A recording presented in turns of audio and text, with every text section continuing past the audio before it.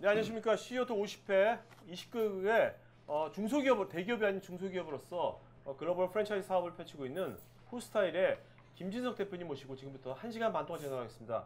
먼저 오늘 저랑 같이 진행 맡을 세 분의 MC분들 소개시켜드리겠습니다. 먼저 저는 실용 지식을 큐레이션하는 날PD 구호성입니다. 반갑습니다. 아, 좋아요. 리액션 좋아, 리액션 좋아. 네, 반갑습니다. 실전 교육을 통해서 기업 문화 바꾸는 것을 꿈꿉니다. 교육기획가 김영서입니다. 반갑습니다. 네, 안녕하세요. 저는 사회초년생, 머리보다 마음이 움직이는 대로 일하고 싶은 사람, 해외 마케팅 담당자 이슬아입니다. 네. 네, 안녕하세요. 마케팅 투자사 싱크이지에서 일하는 임수열입니다. 네. 자, 여러분들 여기 저희는 MC가 매주 바뀌어요. 관객이 MC를 보는 겁니다. 여러분도 오늘 보고서 저 정도면 나도 MC 할 수 있겠다 하는 사람들은 저한테 신청하시면 돼요. 그리고 왜냐면 이게 MC라는 게 별거 없어요. MC라는 게 질문하는 거거든요. 앵커가 아니에요, 여러분들. 오해하지 마세요. 앵커가 아니고 MC니까 나는 이제 7월달 이미 그 CEO들 어떤 CEO가 나오고 있지 다 이미 편성이 다 나왔거든요. 그러니까 나 이런 CEO 한번 만나보고 싶다는 분들은 MC 하면 되게 좋습니다. 저희가 벌써 50회인데 오늘이 그러니까 매주 하거든요. 벌써 MC 본 사람 2명이 취업이 됐어요. 이 CEO의 회사에 취업이 됐어요. 그러니까 여러분들 그런 것도 있으니까 하여튼 뭐 꼭 그것이 아니라 되게 재밌으니까 나중에 관심 있는 분들은 저한테 나중에 페이스북으로 쪽지 보내주시면 됩니다. 네. 자, 오늘의 게스트이신 후스타일의 김진석 대표이십니다. 박수 부탁드리겠습니다.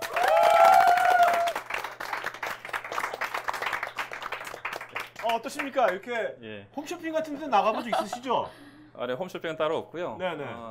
제가 강의는 좀 많이 다니는 편이거든요. 네네. 이번 주에도 이제 또 금요일 날 또 강의 있고 네. 이렇게 좀 찾아가는데 이런 형식은 처음인 것 같아요. 네네. 일방적인 어떤 전달하는 과정, 그다음에 끝나고 나서 이제 질문 받는 형태인데 저도 오늘 굉장히 좀 기대가 돼요. 네. 그래서 좀 미리 오면 좀 사전에 좀 각본을 주실 줄 알았더니 전혀 지금 각본이 없는 형태고요. 그런 것 같아요. 제가 그동안 이제 사업을 해오면서 어떤 그 다른 관점이라고 할까요? 어떤 이렇게 사업하시는 분도 있구나. 사업할 수 있는 여러 가지 영역들과 방법들이 있을 텐데 이렇게 좀 뭐 개인적인 경험이긴 하지만 이런 관점으로 사업하시는 부분에서 한번 같이 오늘 네네. 진솔하게 나눠봤으면 하는 게 지금 토크를 시작하는 마음입니다. 네. 자, 그러면 이제 먼저 그 후스타일이 뭐 하는 회사인지 어떤 건지 잘 모르는 분들 되게 많을 것 같거든요. 먼저 후스타일을 회사 소개 잠깐 좀 해주시죠. 네. 잘 모르시나요? 네. 처음 들었을 때 무슨 패션 업체 같거든요. 아마 잘 모르시는 게 맞고요. 저희 회사는 회사의 업력으로는 굉장히 오래됐습니다. 그래서 개인 사업으로 시작한 게 제가 32살에 시작을 했고요. 그다음에 17년 됐으니까 나이를 아마 여러분들 계산을 좀 하실 것 같아요. 네. 저희 회사는 후스타일이라는 법인 이름을 가지고 있습니다. 그래서 지금 현재 주로 하고 있는 것은 요거트 아이스크림 프랜차이즈인 요거벨이라는 브랜드를 가지고 해외 시장에서 개척을 하고 있습니다. 아마 여러분들 잘 모르시는 이유가 저희가 주로 해외에서만 비즈니스를 하고 있기 때문에 여러분들이 아마 잘 모르실 거라고 생각을 하실 거고요. 자, 근데 그 이름이 이제 후스타일이라고 했거든요. 네. 그 17년 전에 후스타일로 지은 특별한 뭐 이유가 있습니까? 회사 이름을? 후스타일의 뜻은 아마 패션 회사라고 이렇게 표현들도 가끔 이렇게 좀 듣기도 하고요. 간혹 그 타일 팔고 있는 그 타일 회사, 건설 그 장비 파는 회사로 이렇게 하는데 후스타일의 뜻은 뭐냐면 월드 홈 아워 스타일입니다. 그래서 세계의 모든 가정에 우리의 스타일을 심겠다라는 뜻을 가지고 멋있다. 제가 그 32살 때 네이밍을 했죠. 그래서 아마 그랬던 것 같아요. 나는 사업을 하면 글로벌 쪽의 사업을 해야 되겠구나라는 뜻을 가지고 이렇게 네이밍을 했다고 보시면 될 것 같아요. 오늘 MC들이 되게 많은 질문을 준비했는데 그 질문 하기 전에 먼저 오늘 사실 되게 이 회사가 궁금했던 게 보통 대기업도 사실 이게 서비스지 않습니까? 이게 그 프랜차이즈적인 서비스잖아요.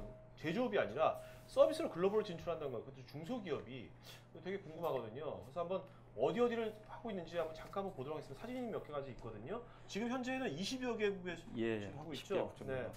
지금 보면 미국에도 진출을 먼저 한 겁니까? 미국에 먼저 진출한 것이? 예, 미국 시장이 저희가 전략적으로 가장 먼저 진출했던 시장이라고 보셔야 될 것 같아요. 그러니까 이따 강의 중에 그게 나올지 모르겠는데 저희는 거점 진출 방식이라는 제가 이제 전략적인 도구를 만들어내는 부분에서 가장 중요했던 나라가 미국 시장이었습니다. 네. 저 보니까 스타 마케팅, 여러분 오른쪽에 농구 좋아하는 분 찰스 버클리 유명한 아주 그 영어 선수예요. 이분하고 오른쪽이 대표님이십니까? 아닙니다. 오른쪽은 아, 키가 비슷한 것 같아서 대표님이랑 아닌가요? 제가 저보다 좀 잘생기지 않았을까요? 우리 점주님이세요. 아 점주님. 네. 왼쪽은 누굽니까? 저 사람도 유명 스타 같은데 저는 모르겠거든요. 여러분 예. 아세요? 저 가슴밖에 안 보이는데 저 여자 누구죠? 저도 이름은 잘 모르겠는데 유명하신 분이라고 이렇게 하시더라고요. 예. 유명한 분. 네네. 그다음에 여기 한류 스타들 누굽니까? 아는 분 있어요, 여러분? 누가? 왼쪽이? 왼쪽에. 근데 야동을 좀 안 봐가지고 모르겠어. 그래서 그다음에 오른쪽도 누군가요? 여배우들인가요? 예, 저희 매장에 실질적으로 이제 요거트 아이스크림이랑 트렌드가 굉장히 좀 되어 있기 때문에 실제로 이제 고객으로서 이렇게 왔다 갔다 한다고 이렇게 보시면 될 것 같아요. 네. 파라과이. 네. UAE. 여기는 뭐야? 중동인 거죠? 네, 두바이고요. 저희가 약 한 25개 지금 매장으로 이루어져 있다고 보시면 돼요. 네. 대단하시다. 볼리비아. 이 미녀는 누굽니까? 예, 볼리비아에서 활동하고 있는 모델입니다. 네. 대표님이 이런 모델들 다 만나보시는 겁니까? 아니요, 그렇지는 않고. 볼리비아에 직원 필요하시면 호주. 예. 야. 호주가 네. 저희가 한 30개 매장 정도 했는데 야. 시드니 라인 쪽에 좀 움직이고 있어요. 나이지리아. 아프리카지 않습니까? 예, 아프리카에 저희가 수단하고 나이지리아 쪽에 들어가 있는데요. 우리 흔히 얘기하면 아프리카 시장은 우리 못 사는 사람들로 생각을 하는데 저기 화면을 보시면 아시겠지만 이렇게 차고 있는 벨트라든가 이렇게 보시면 명품입니까? 그들 나라에서는 상위 1%의 고객들로 이렇게 보시면 될 것 같아요. 그럼 아프리카에서 상위 1%가 요거트를 먹는 겁니까? 그래서 저희 아이스크림 자체가 네. 일반 아이스크림은 굉장히 고가의 아이스크림으로 좀 되어 있고요. 보시면 아시겠지만은 저희는 약간 좀 트렌디한 층에서 건강한 아이스크림 쪽이라는 컨셉이 맞춰져 있기 때문에 일반 사람들을 사 먹기보다는 조금 위급 시장들로 이루어졌다고 보시면 저 돼요. 오른쪽에 있는 분들도 그 나이지리아에서 유명한 모델들이. 아닙니다. 그 현지 고객들이에요, 그냥. 예. 예. 자, 그러면 여러분들 이제 전 세계에 상당히 많은 그 지역을 좀 많이 커버하신 것 같아요. 그것도 이제 중소기업의 브랜드로서. 그래서 과연 이분의 노하우는 뭔지 오늘 한번 알아보면 좋을 것 같습니다. 자, 네, 한번 네. 알아보도록 할까요? 네. 네, 지금 말씀하시는 거 보면 굉장히 냉철한 사업가의 모습 보여주고 계신데 제가 조사를 좀 해보니까 국문과를 나오셨더라고요. 예, 저는 국문학을 네, 그리고 전공을 기사를 했습니다. 한번 또 보니까 소설가가 꿈이셨다고 들었어요. 그래서 어떻게 이런 분이 어떻게 이렇게 해외 진출 이렇게 하시는 사업가로 변신하게 되셨는지 계기가 궁금합니다. 저도 사실 궁금하거든요. 저는 중학교 2학년 때부터 문학의 어떤 청년의 꿈을 품었던 것 같아요. 네. 그래서 이제 중학교 2학년 때부터 좀 특히 한국 문학들을 많이 제가 좀 접하고 그때 당시에 좀 관련된 한국 문학이라든가 세계 문학 전집들을 많이 읽으면서 막연히 좀 문학 소년이라고 해야 되겠죠, 그죠? 그렇게 했고 실질적으로 이제 그 꿈이 좀 오래 갔죠. 그래서 이제 대학에서 이제 문학을 전공을 했고 실질적으로 군대 생활, 제가 이제 ROTC 소대장으로 생활을 했었는데 좀 시간이 여유가 좀 있거든요. 그러다 보니 거기서 소설 습작도 하고 이렇게 진행을 좀 했었는데 아마 그 사업가하고 문학하고는 어쩌게 보면 네. 전혀 다른 영역일 것 같기는 한데 또 일맥상통하는 부분이 있지 않겠나 싶어요. 그게 뭐냐면 좀 창의적인 것, 그다음에 사업이라고 하는 것은 그런 것 같아요. 어떤 기업가 정신인 부분인데 가보지 않은 부분들에 대해서 일정 부분 리스크를 안고 가야 되는 부분들이 분명히 있잖아요. 근데 기존에 했던 방식으로 가는 것들에 대해서는 어쩌면 좀 다른 영역이 있으니까 좀 그런 면에서는 좀 일맥상통하는 부분이 있지 않겠나라는 생각을 해봅니다. 그래도 보면 이제 대표님이 보면 스토리 같은 것을 되게 잘 만드시는 것 같거든요. 이제 홈쇼핑 같은 데서 보면 그런 것도 잘하시는 것 같은데 그런 것도 어떻게 보면 좀 문학을 했던 데서 어떤 오는 것도 있을 수 있겠네요. 예, 저는 그 충분히 그 부분이 굉장히 도움이 된다고 생각을 하고 있고요. 네, 소설가의 꿈을 계속 꾸고 계신지 못다 이룬 꿈을 여기에서 네. 그 스토리텔링으로 풀고 계신 건지. 예, 네. 뭐 그러기도 한 것 같고요. 예, 저희 집사람한테 제가 농담으로 그렇게 얘기를 하죠. 한국의 유명한 그 소설가 한 명을 잃었다고 제가. 네. 근데 그 아까도 말씀하셨지만 17년 전에 네. 이 요거트라는 아이템으로 창업을 하셨단 말이죠. 그때 당시에는 좀 약간 생소했을 수도 있을 것 같은데 요거트라는 것과 인연을 맺게 된 어떤 뭐 특별한 계기가 있으신가요? 예, 처음부터 요거트 사업을 시작했던 건 아니고요. 저는 사업을 좀 다른 관점이라 아까 좀 서두에 좀 얘기를 드렸는데요. 어떤 분은 그 첫 아이템과 자기가 한 걸 가지고 지속적으로 계속 확대해 가시는 분들도 분명히 계시고요. 저는 처음에 사업을 시작했던 것은 아이디어로 사업을 시작을 했습니다. 돈 없이. 예, 돈 없이 이제 아이디어로 사업을 시작을 했고, 그다음에 이제 그 아이디어 사업을 시작을 통해서 처음에 제가 했던 건 사실 무역이라고 보이는 게 좀 맞을 것 같아요. 그래서 일본이라든가 이런 데서 들여와서 그때 당시에 있었던 홈쇼핑 채널인 삼구쇼핑에 이제 물건을 판매하는 비즈니스 쪽으로 이제 진행을 했었죠. 이게 유통이죠, 일련 네. 부분들인데. 근데 이제 막연히 이제 제가 이 사업하고 이제 연관이 지었던 게 뭐냐면 가을쯤 되니까 커피가 좀 많이 나갈 것 같다라는 이제 막연한 생각을 좀 했죠. 그래서 이제 커피가 그래서 이제 찬바람이 불면 사람들이 커피를 많이 찾을 것 같고 그러면 좀 커피를 좀 해봐야겠다 이런 생각을 해서 그래서 커피 시장을 분석을 했더니 그때 이제 동서커피가 있고 뭐 대상의 로즈버드가 있었고 롯데 리치빌이라는 회사가 있었죠. 네. 그래서 저는 좀 이게 제가 좀 별로 겁이 없습니다. 그래서 제가 롯데 리치빌 본사를 들어가죠. 롯데 리치빌 커피를 팔아주겠다라고 들어가죠. 그래서 커피하고 인연을 맺게 됐고요. 그래서 이제 롯데 리치빌 커피하고 이제 일정 부분 비즈니스를 하다가 프랜차이즈라는 비즈니스를 배우게 됐고, 그다음에 제 브랜드가 아니었기 때문에 그래서 이제 제가 자연스럽게 이제 제 브랜드를 만든 게 요거베리 브랜드로 이렇게 이연이 있었습니다. 그런데 대표님 그 아이스크림 같은 경우는 우리가 일반 마트나 슈퍼에서 쉽게 그냥 사서 개인이 카페 형식이 아니라 이렇게 사 먹는 개념이 더 강했을 것 같거든요. 그 당시에는. 네. 그러면 왜 하필 이 아이스크림을 네. 카페 형식의 그런 프랜차이즈로 아이디어를 예. 어떻게 하다 그 부분까지 도달을 하셨는지. 저는 사업 아이디어를 만들어내거나 아이템을 정할 때 딱 어떤 거다라고 이렇게 정하지는 않아요. 그렇게 하는 방법들이 아니고 시장을 좀 분석하는 방식으로 이렇게 좀 가는 방식인데요. 쉽게 얘기해서 이제 아이스크림 시장이 기존에 있었던 시장이지만 저희가 했던 것은 건강한 아이스크림이라는 컨셉으로 저희가 비어있는 시장을 들어갔다라고 보시는 게 아마 더 정확할 것 같아요. 실질적으로 저희가 이제 해외 시장을 개척하는데 가장 어떤 했던 부분 중에 하나가 핵심 요소가 뭐냐면 해외 진출하기 전에 미국에 있는 글로벌 프랜차이즈 회사들의 논문을 분석 작업을 1년 동안 했다라는 거거든요. 네. 그게 결국은 뭐냐면 저희가 해외 진출하는 시기가 약 10여 년 전이었는데 국내에 있는 프랜차이즈 기업들이 굳이 해외를 나가야 될 이유가 없었죠. 네. 왜냐하면 한국 시장이 잘 됐기 때문에요. 근데 지금 최근 상황은 이제 떠밀려서 나가고 있다 보니까 어쩌면 저희 같은 회사가 최근에 들어서 부각이 된다고 이렇게 말씀드렸는데 저희가 논문을 분석하면서 봤던 내용이 뭐냐면 그들보다 잘할 수 있는 부분들을 찾아내고자 하는 관점이 아니라 비어있는 시장 또는 약한 시장들을 발견해내서 그 시장에 저희가 역량을 집중을 하는 방식으로 갔고요. 그다음에 거기서 이제 저희가 이제 전략적으로 몇 가지 이제 그 논문 분석을 통해서 한 2가지 정도의 어떤 이제 전략을 잡아내죠. 뽑아내는데 그걸 가지고 저희가 실질적으로 미국 시장에 대한 마케팅을 했다고 보시면 될 것 같아요. 근데 그 당시 뭐 논문 무슨 1년 하셨다는데 네. 그걸 뭐 인터넷으로 하신 겁니까 아니면 어떻게? 아니요, 소초동 도서관에 가면요, 독립도서관이 있죠. 네. 그때는 인터넷이 그렇게 활발히 되어 있지 않았고요. 그래서 이제 뭐 1년 동안이라면 제가 사업을 하고 있는 상황이니까 뭐 계속 1년 동안 사는 건 아니고요.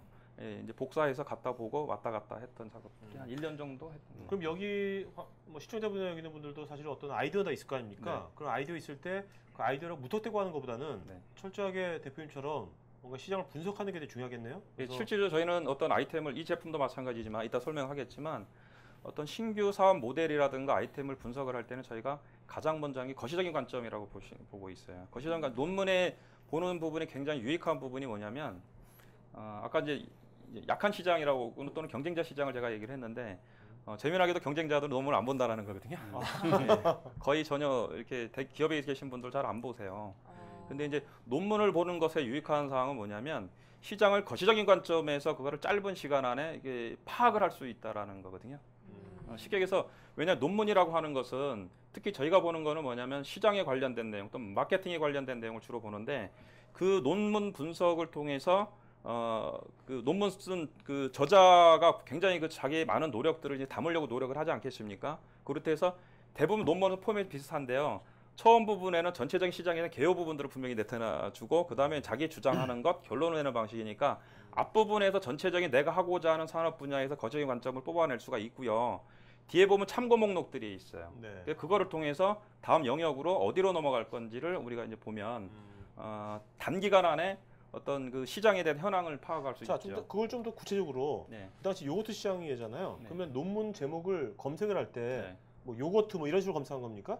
예, 어떤 저는 좀 네, 그렇죠. 요거트 또는 아이스크림, 아이스크림. 네, 그다음에 아이스크림 마케팅 뭐 이런 게 검색어로 들어가는. 그럼 그렇게 방식이죠. 가지고 그 한글 논문을 보신 거죠? 그렇죠. 한글도 보고 저 영어 논문도. 영어도 그렇게 그만큼 잘하셨어요? 아니요, 못하죠. 그럼 어떻게 영어는 어떻게? 하셨어요? 예, 개략 보시면 그래도 뭐 어느 정도는 그냥 읽을 정도 조금만. 왜 고피디님이 의심을 하실까요? 아 모르니까. 네. 나 모르니까 이분이 뭐 잘하시는 거니까. 아, 네. 아니 그런데 대표님 얘기하실 때 보면 우리라고 말씀을 자꾸 하시는데 그럼 대표님 그 지금 말씀하시는 모든 뭐랄까 그 경영 이념 같은 것들을 네. 혼자서 이렇게 추진을 하셔왔나요? 아니면 동업자가 있던 건가요? 아니, 브레인들이 저는 옆에 어떻게 보면 1인 있으셨는지. 창업으로 시작을 좀 했죠. 1인 창업을 했고 아까 이제 17년 전에 이제 개인 사업을 통해서 여기까지 들어왔다고 했는데 첫 사업을 먼저 한번 얘기를 좀 해볼까요? 네네네. 예, 아이디어로 저는 좀 필요하면 어떤 시장의 분석을 통해서 아이디어로 좀 그거를 좀 캐시로 만들어내는 작업에 좀 하는데요. 제가 실질적으로 어떤 그 사업을 하기 전에 저희가 직장을 그만두고 제가 이제 결혼한 상태에서 사업을 시작을 했기 때문에 집에 이제 생활비를 갖다 줘야 되지 않겠습니까, 그죠? 네. 고정적인 비용인데 그거를 좀 만들어내야 되는 부분이 있잖아요. 그래서 제가 이제 군대에 있을 때 ROTC 소대장 생활을 하면서 느꼈던 게 뭐냐면 하사관들 또 이렇게 군대에 있는 그 부사관들이 취직을 하고 싶어 해도 취업 정보를 받아볼 수 있는 방법이 그때 당시에 없었다고 이렇게 보시면 될 것 같아요. 지금 현재는 인터넷 시대니까 그게 굉장히 우리가 자유롭게 알려져 있는데 그때 당시에는 리크루트지라는 월간지 부분이 이제 그 역할을 하고 있었죠. 근데 월간지라고 하는 것은 취업 정보에서 많이 좀 이제 죽어 있다고 보셔야 되잖아요. 그래서 그거를 제가 이제 문제 의식을 가지고 있었던 거죠. 그래서 네. 사실 어떻게 보면 우리가 불편해하는 것 또는 또 문제가 있다라는 것을 메모를 해두시면 그게 어떻게 보면 하나의 사업 아이디어로 우리가 변해 나갈 수 있다라고 보시면 될 것 같은데요. 그래서 그걸 가지고 있다가 제가 그거를 이제 사업화를 하죠. 어떻게 사업을 했냐면 처음에 서로 커뮤니케이션이라는 이제 출판 등록을 하나 하게 되고 우리나라에서 나와 있는 모든 신문에서 취업 정보만을 스크랩을 하게 됩니다. 네. 네, 그래서 그거를 국방일보에다 이제 광고를 내죠. 국방일보. 네. 왜냐하면 군인들이 타겟 마케팅을 해야 되는 부분들이기 때문에 그래서 국방일보에다 광고를 내서 일주일에 한 번씩 우리나라에서 나와 있는 모든 취업 정보 작은 것부터 큰 것까지 그 전체를 스크랩하는 것들을 이제 보내주는 사업이 제 첫 사업이고요. 그래서 그거를 통해서 제가 일주일에 하루 일을 하면서 예. 얼마를 벌었어요? 그래서 그때 당시에 뭐 평균 한 300 이상은 벌었던 것 같아요. 99년도 99년 그 몇 년도예요? 97년, 8년. 97년도에 300이면 네, 그때 제가 월급이 본 것보다 한 2배 정도는 됐던 야. 것 같아요. 일주일에 한 번만 일하면서요. 네, 일주일에 한 번을 스크랩을 하고 한 달에 4번을 보내주는데요. 네. 한 달에 5만 원, 3개월에 12만 원을 제가 받게 되죠. 근데 이제 재미난 거는 뭐냐면 그건 사실 제가 의도하지 않았던 영역이긴 한데 대한민국에서 나오는 여러 가지 신문을 제가 다 봤다라는 게 아마 제가 사업하는데 많은 영역의 어떤 통찰력으로 여기 좀 변화되는데 도움이 되지 않았을까라는 거는 네. 제가 의도하지는 않았지만 네. 예, 그 부분들은 좀 저한테 도움이 됐지 않았을까 생각을 해봅니다. 네. 네. 근데 그렇게 잘 버시고 있었는데 왜 다른 걸로 바꾸셨나요? 아니 그거는 제가 실질적으로 사업을 하기 위한 것들이 아니고요. 중간 단계에서 봤던 비즈니스 잠깐 툴이에요. 지금도 마찬가지로 저는 뭐냐면 사업을 하는데 그 두 가지 사이클을 가지고 가고 있어요. 하나는 뭐냐면 롱텀 비즈니스고요. 하나는 숏텀 비즈니스라고 하나 두 개의 바퀴를 돌려야 된다고 봐요. 아까도 잠깐 얘기했듯이 어떤 사람들은 하나의 비즈니스만으로 가져가는 게 지금 현재 대부분이죠. 네. 근데 저는 뭐냐면 중소기업은 저는 그런 것 같아요. 일단 생존이 굉장히 중요하다고 보는데요. 생존하기 위해서는 뭔가의 어떤 먹거리 부분들을 찾아내야 되는 거잖아요, 스스로. 네. 그걸 위해서 제가 유통을 했고, 요거벨의 비즈니스를 하기 위해서는 굉장히 오래가는 비즈니스잖아요. 제가 10년 전에 10년 프로젝트를 그린 거예요. 네. 근데 예를 들어서 10년 동안에 어떤 그 수입이 없거나 버텨야 되니까 네, 10년 버텨야 되면은 되니까. 이 비즈니스 자체를 전개를 하지를 못하는 것들이기 네네. 때문에요. 그래서 제가 중간중간에 어떤 그 유통 그 아이디어를 통해서 제가 이제 돈을 버는 것들 사실은 여러 가지를 해봤습니다. 제가. 그러면 아까 최초 사업하신 그 분야도 그렇고 이 요거트 그 진출하신 분야도 그렇고 없는 시장에 네. 진출하셨다고 그러셨지 예. 않습니까? 2003년도에는 보니까 국내 최초 요거트 파우더를 개발하셨고 2005년도에는 세계 최초 결정가당 요거트 파우더를 개발해서 없는 시장에 들어가신 건데 근데 궁금한 것이 없는 시장에 들어가면 그게 끝이 아니라 항상 경쟁자들이 언제든지 또 치고 올라올 수 있잖아요. 없는 시장을 만들어 놓으면 그런 경쟁자들을 만나셨는지 그리고 그런 경우에 어떻게 대처하셨는지가 예, 실질적으로 시장을 우리가 이제 개척을 하거나 또는 만들어 놓으면 당연히 경쟁자가 들어오는 게 저는 맞다라고 네, 보죠. 네. 경쟁자가 없다라고 하는 건 시장 자체가 이제 없다라는 의미하고도 아, 아마 맞을 것 같은데요. 네. 예를 들면 이 제품이 저희가 2년간에 걸쳐서 가정에서 전기를 쓰지 않고 요구르트를 만드는 기계를 국내 최초로 저희가 이제 개발을 했는데요. 저희 회사에 방금 얘기했듯이 저희가 최초라는 타이틀이 많이 있습니다. 왜 그러냐면 대기업은 그 대중들을 상대로 이제 비즈니스를 하게 되지만 중소기업은 어떤 그 목표된 시장에 정확하게 들어가지는 부분들이 해야지 역량을 최소화하고 또 효율적으로 쓸 수 있다라고 생각을 하게 되는데요. 실제로 저희가 최초를 쓰는 건 뭐냐면 아마 경영학 공부하신 분들 많이 계시지만 최초라는 마케팅 타이틀은 굉장히 유용한 마케팅으로 쓰이고 있고 그런 관점에서 저희가 제품들을 개발하거나 비즈니스 모델을 이제 개발하는 방식이죠. 특히 이제 프랜차이즈 요거베리도 그런 관점인데요. 제가 이 프랜차이즈 산업에 들어왔던 결정적인 이유가 있어요. 그게 뭐냐면 대부분의 사람들은 또는 대부분의 회사들은 시장에서 잘 되는 것들에 관심이 많죠. 또 네, 시장에서 잘 나가는 것들에 대해서 굉장히 그 부분에서 집중을 하고 그걸 이겨보려는 노력들을 많이 하는데 저희는 다른 관점이에요. 어떤 게 시장에서 경쟁자가 약하냐 또는 없느냐, 있느냐 없느냐의 관점인 건데요. 제가 국내 프랜차이즈 쪽에 들어왔던 것들은 뭐냐면 가장 결정적인 이유는 제가 들어가기 이전의 세대들은 실질적으로 점포로 프랜차이즈를 시작했던 1세대들이에요.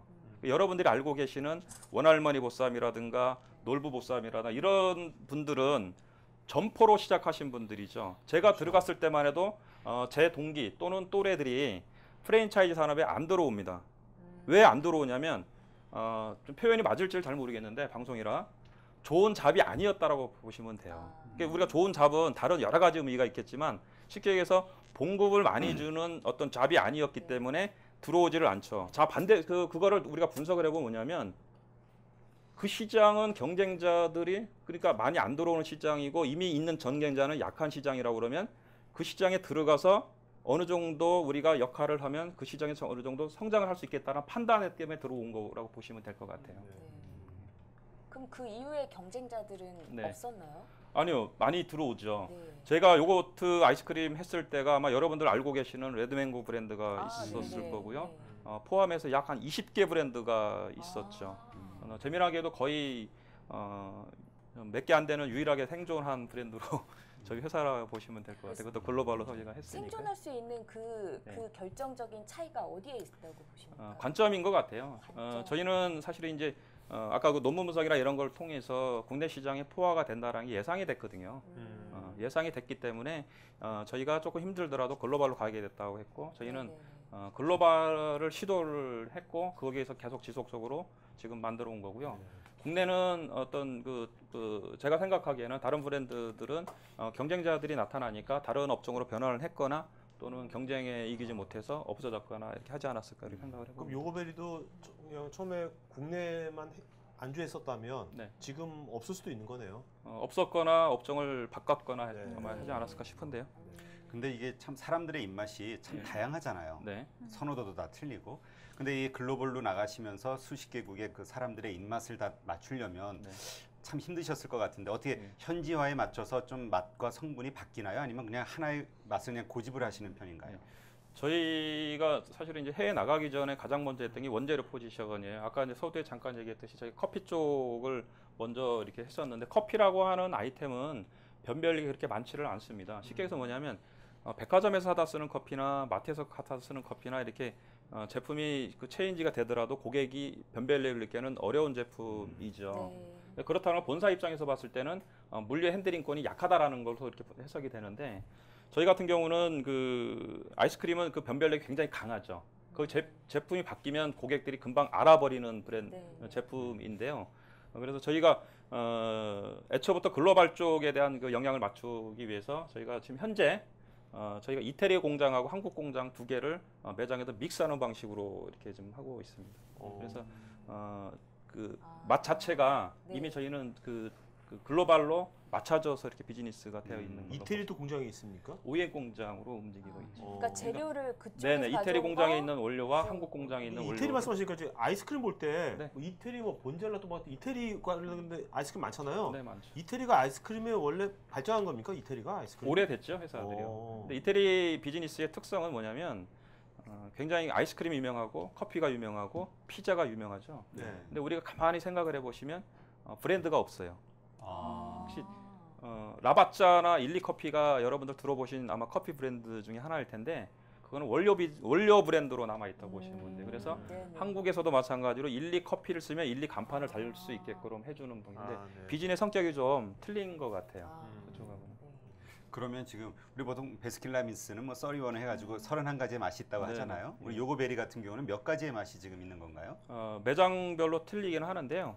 예를 들어서 저희 기계가 어떤 국가에는 매장당 6개 들어가 있는 데 있고 뭐 7개 들어가 5개 들어가 있는데 한 기계에서 아이스크림 맛이 2가지가 나오죠. 그래서 기본적인 거 외에 계속 이제 이제 회전을 시켜주죠. 그래서 보통 10개에서 한 20개 사이 정도의 맛으로 네. 이루어져 있습니다. 하루에 몇 그릇 정도 드세요? 저요? 네. 자사 제품. 요거트 아이스크림 얘기하시나요? 네네. 안 먹을 때 많은 것 같은데. 예. 네. 아니 갑자기 우리 이태리 브랜드 얘기하다 그릇이래니까 확 떨어지네. 아니 근데 대표님 이 모든 그 10년 전이나 네. 지금의 이 모든 장기 프로젝트를 하시려면 네. 대표님 본인께서도 뭐 3개 국어, 4개 국어를 꼭 하실 것 같거든요. 혹시 아니, 저는 그 언어를 전혀 잘 못해요. 그러면 네. 이 모든 비즈니스를 네. 이뤄 나가실 때 언어적으로 좀 장벽이 있진 않으셨어요? 특별히 그 부분은 아마 잘 할 수 있다라고 하면 상당한 부분에 도움이 되겠지만 그 부분이 어떤 결정적인 역할을 할 것 같지는 않다고 생각이 드는데요. 예를 들어서 사실 제가 이제 국내 프랜차이즈 쪽에 해외로 나가게 했을 때 분명히 언어 부분에서는 해결이 돼야 되는 부분인데 그거는 저희가 이제 직원들을 채용함으로써 그 부분들을 좀 해결하지 않았나 이렇게 생각합니다. 대표님은 그 현지에 가가지고 뭐 이렇게 단판 짓거나 그런 건 해본 적이 없으십니까? 아니요, 하죠. 어떻게 그럼 언어가 딸리시는 어떻게 단판을 짓습니까? 바디랭귀지로 이렇게. 궁금한 게 예. 2005년도에 네. 미국의 여배우들을 예. 유명한 여배우들하고 골프대회를 만들었잖아요. 예. 그 골프대회 만드는 게 그거 스폰가 엄청나게 어렸을 텐데 알려지지 않은 아시아 기업이 예. 그렇다고 잘생긴 얼굴도 아닌데 여배우들하고 한류세 여배우들하고 예. 어떻게 그런 골프대회를 어떤 매력이 있는 겁니까 도대체? 잘생기셨어요. 솔직히 아니 어떻게 여배우들을 하고 그렇게 그런 것 같아요. 그게 이제 아까 사실 이제 전략적인 부분들을 논문을 통해서 2가지를 제가 이제 발견해냈다고 생각을 하는데요. 그게 뭐냐면 논문을 그럼 여배우들 공략할 수 아니요, 있어요? 그 부분이 아니고 국내에 있는 프랜차이즈 기업이 아무리 성공을 한다 한들 해외 사람들이 관심을 가져줄 수는 없었죠. 네. 지금도 아마 한국 시장이 거점이 되는 곳에서는 아닐 거라고 판단이 듭니다. 네. 예를 들면 우리가 IT 산업에서 우리가 예를 들 수가 있는데 우리가 흔히 얘기하는 싸이월드가 한국이 아닌 미국에서 태동을 됐으면 어쩌면 다른 결과를 가져왔을 거라는 우리가 생각들을 종종 하거나 언론에서도 봤는데요. 마찬가지예요. 한국에 있는 프랜차이즈 기업에서 아무리 성공을 하도 해외에서 관심을 가질 좀 어렵습니다. 네. 여러분들 뒤에 그렇죠. 많이 있는 여러 가지 한국에 성공했던 브랜드들이 있죠. 교촌친구도 있었고요. 아까 얘기한 그 레드망고도 있었고 여러 브랜드는 있는데 그들이 글로벌하는 건 별개의 문제고요. 자, 그러려면 어떻게 해야 되냐면 미국에서 성공을 하면 다른 결과를 가져올 수가 있죠. 첫 성공을 미국에서 한국이 네, 아니라 그래서 저희가 논문을 통해서 봤던 내용은 뭐냐면 2가지 전략을 뽑아냅니다. 외식 산업들이 글로벌 확산하는데 어떤 식으로 확산했는지 부분들을 저희가 뽑아내는데 그게 재미나게도 대기업 또는 중소기업 2세들을 통해서 확산을 많이 합니다. 아. 네. 국내에 있는 브랜드들 맞아, 여러분들이 맞아. 보시면 알아요. 이세 재벌 삼세들이 많이 하죠. 딸들. 네, 어. 베니건스라고 하는 브랜드는 동양제가 2세인 따님이 가지고 들어왔고요. 예, 스무디킹은 중소기업이긴 하지만 경인전자 2세 쪽에서 가지고 네. 들어왔고요.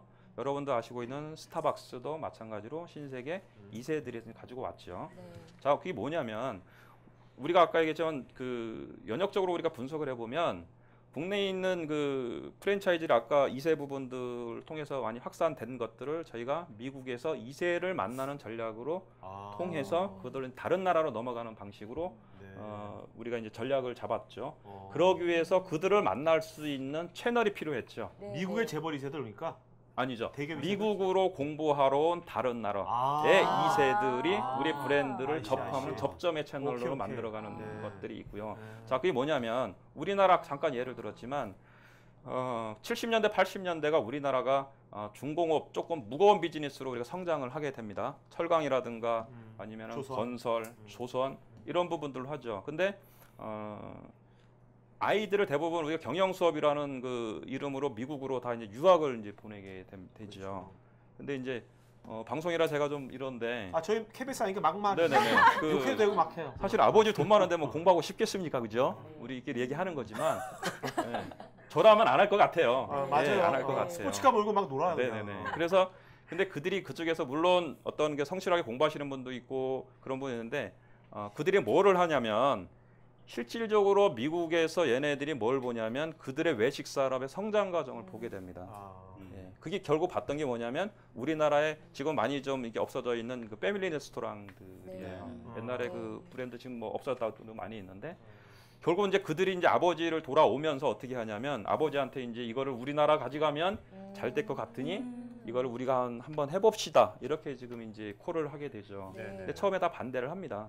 왜냐하면 국민 정서상 안 받아들여지죠.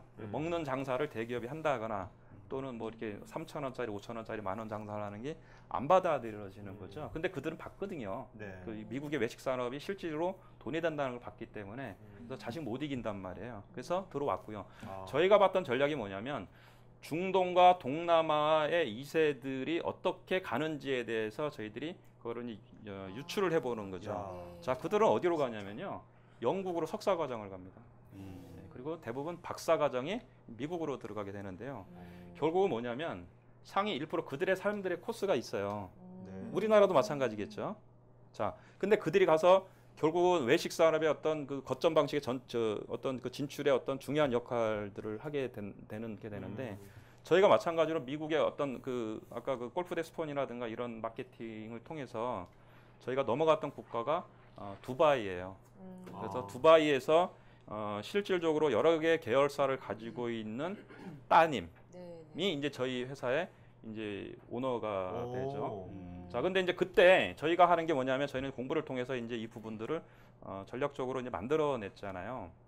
이제 저희가 했던 거 뭐냐면 두바이, 즉 너네 나라에서 가장 좋은 곳에 매장을 내야 된다는 게 저희 조건이에요. 자, 왜냐하면 자, 특히 우리 그 외식 산업 프랜차이즈 비즈니스는 로케이션이 굉장히 중요한 역할을 하게 됩니다. 네. 그러면서 그때 당시에 큰 쇼핑몰 극장 앞에 1호점을 저희가 이제 열게 되죠. 네. 근데 두바이랑 협상하는 것만 저희가 1년 이상이 걸렸죠. 왜 그러냐면 실크로드를 열었던 그 상인들 보통 상인들이 아니라는 거 여러분들 실제로 협상을 해보면 알게 되는데 도무지 받아들이지 못할 협상 카드를 던져줘요. 예를 들면 저희 요거트 원료가 방송이라 제가 가격은 얘기는 못하겠지만 우리 원가 포지션보다 굉장히 낮은 가격으로 던지죠. 그쪽에서 이 가격으로 달라. 네. 예를 들면 뭐 우리 제품이 뭐 20불이라고 하면 네. 5불에 달라.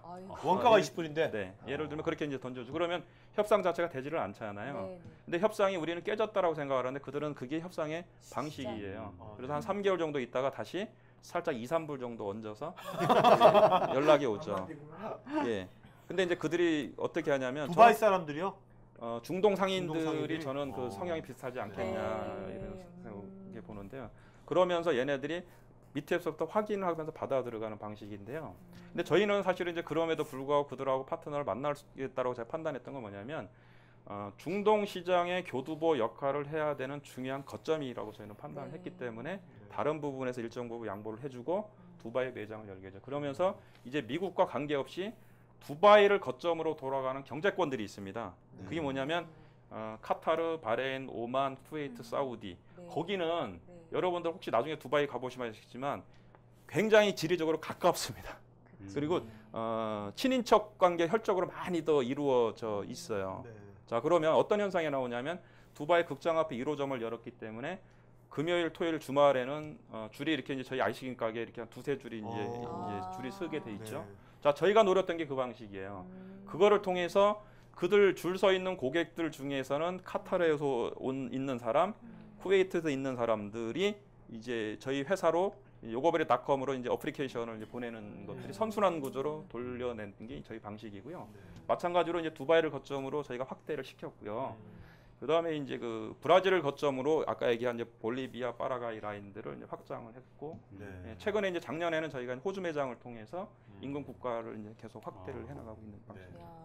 어떻게 보면 그게 전 세계 네. 전 세계 어떤 그 상위 1% 네. 어떤 큰 그 재력가들의 2세, 3세들 네트워크 네. 네트워크 갖고 계신 거네요, 지금 사람의 네트워크를. 지금 말씀이 그때 당시 말은 아니 지금요. 이미 그때부터 꼭 그렇지만은 않고요. 네. 저희는 그렇습니다. 저희가 보는 건 뭐냐면 그들 나라에서 저희 매장이 첫 점포가 굉장히 중요하죠. 똑같아요. 예를 들어서 명동에 어떤 브랜드가 있어서 사람들이 줄 서서 먹는 아이템이라고 하면 당연히 가까운 일본 고객, 중국 고객들이 그 제품에 대해서 관심을 가지고 연락이 오겠죠. 네네. 그 부분들이 그죠. 네. 불특정 다수가 될 수 있지만 대신에 문제는 뭐냐면 그거를 선순환 구조를 어떻게 돌릴 거냐는 부분이에요. 지금 국내에 있는 프랜차이즈 기업들이 해외로 나가기 위해서 다 박람회로 지금 나간단 말이에요. 저희는 박람회를 나가본 적이 한 번도 없습니다. 지금 10년까지. 네. 그럼 저희가 유명한 브랜드도 아니죠. 그렇죠. 근데도 불구하고 그들이 저희 회사한테 이제 어플리케이션을 통해서 우리 브랜드를 하겠다라고 연락들이 오죠. 오히려 오는 거네요. 예, 저희는 그렇게 지금 10년 동안 선순환 구조 돌려냈는데요. 중요한 건 뭐냐면 내가 내 제품을 팔로 나가면 협상 카드는 그들이 세죠. 그렇죠. 근데 그들이 우리한테 연락 오면 협상력은 저희가 훨씬 네. 셀 수밖에 없죠. 네. 하느냐 안 하느냐의 문제가 아니라 그들에서 깎아달라 안 깎아달라의 개념으로 하는 방식이니까 저희는 파트너를 이제 그분에서 좋은 파트너를 고르는 게 네. 하는 방식이죠. 근데 여기서 네. 궁금한 게 그 좋은 논문을 쓰신 분은 도대체 누구신가요? 그 미국의 프랜차이즈를 혹시 이제 관심 있으신 분들 보시면 아시겠는데 미국의 프랜차이즈는 1930년 후반부터 시작을 합니다. 대부분 여러분들이 알고 있는 프랜차이즈 브랜드들 맥도날드, 버거킹, 바스킨라빈스가 1930년도 후반부터 1940년도에 다 태동이 되죠. 자, 근데 우리나라 프랜차이즈는 파리바게뜨가 1988년도에 1호점을 열게 되죠. 역사적으로만 봐도 우리나라는 프랜차이즈가 그렇게 아주 호황이 길지는 않아요. 그렇기 때문에 엄청난 그 미국의 어떤 프랜차이즈 쪽의 어떤 그 관련된 논문들이 어마어마하게 많이 있고 그렇겠네요. 또 여러분들 경영대학원이라든가 이런 데에서 그 국내 프랜차이즈 산업에 따라서 또 그것들을 또 분석해 놓은 뭐 상권 분석, 마케팅 부분들이 굉장히 많이 있죠. 네. 근데 제가 궁금한 게 그 미국, 두바이, 뭐 브라질에서 거점 다 만드셨는데 왜 우리나라 바로 옆에서 가장 큰 시장인 중국? 네. 중국은 왜 아직 진출을 왜 이렇게 늦게 하신 건지? 네. 중국. 저기 좀 아픈 마음을 건드셨는데 사실은 중국 시장을 제일 먼저 진출했다가 제가 실패를 오. 그래서 북경 시장인데요. 네. 북경 시장을 미국 시장 전에 이제 저희가 진출했어요. 근데 중요한 건 뭐냐면 저희도 똑같은 방식. 국내에 있는 프랜차이즈 기업이 어느 정도 알려지거나 성공을 하면 해외에서 성공한 교포분들이 연락들이 오게 돼 있어요. 그게 그들 지금 현재도 지금 그게 반복적으로 이루어져 있죠. 예를 들어 한국에서 성공한 브랜드를 중국 교포나 미국 교포나 이제 가져가고 싶어 해요. 네. 저희도 마찬가지로 이제 그렇게 해서 중국 시장을 들어갔는데 저희가 1년 만에 이제 북경 매장을 이제 접게 되죠. 금전적인 리스크는 사실은 없습니다. 왜? 메스타 프랜차이즈 방식이기 때문에 그들한테 돈을 받고 다 이제 오픈하는 방식이잖아요. 문제는 뭐냐면 한 번 실패를 보면 실패에 대한 검증을 해야 되기 때문에 그들 나라에 들어가는 게 굉장히 힘들어요.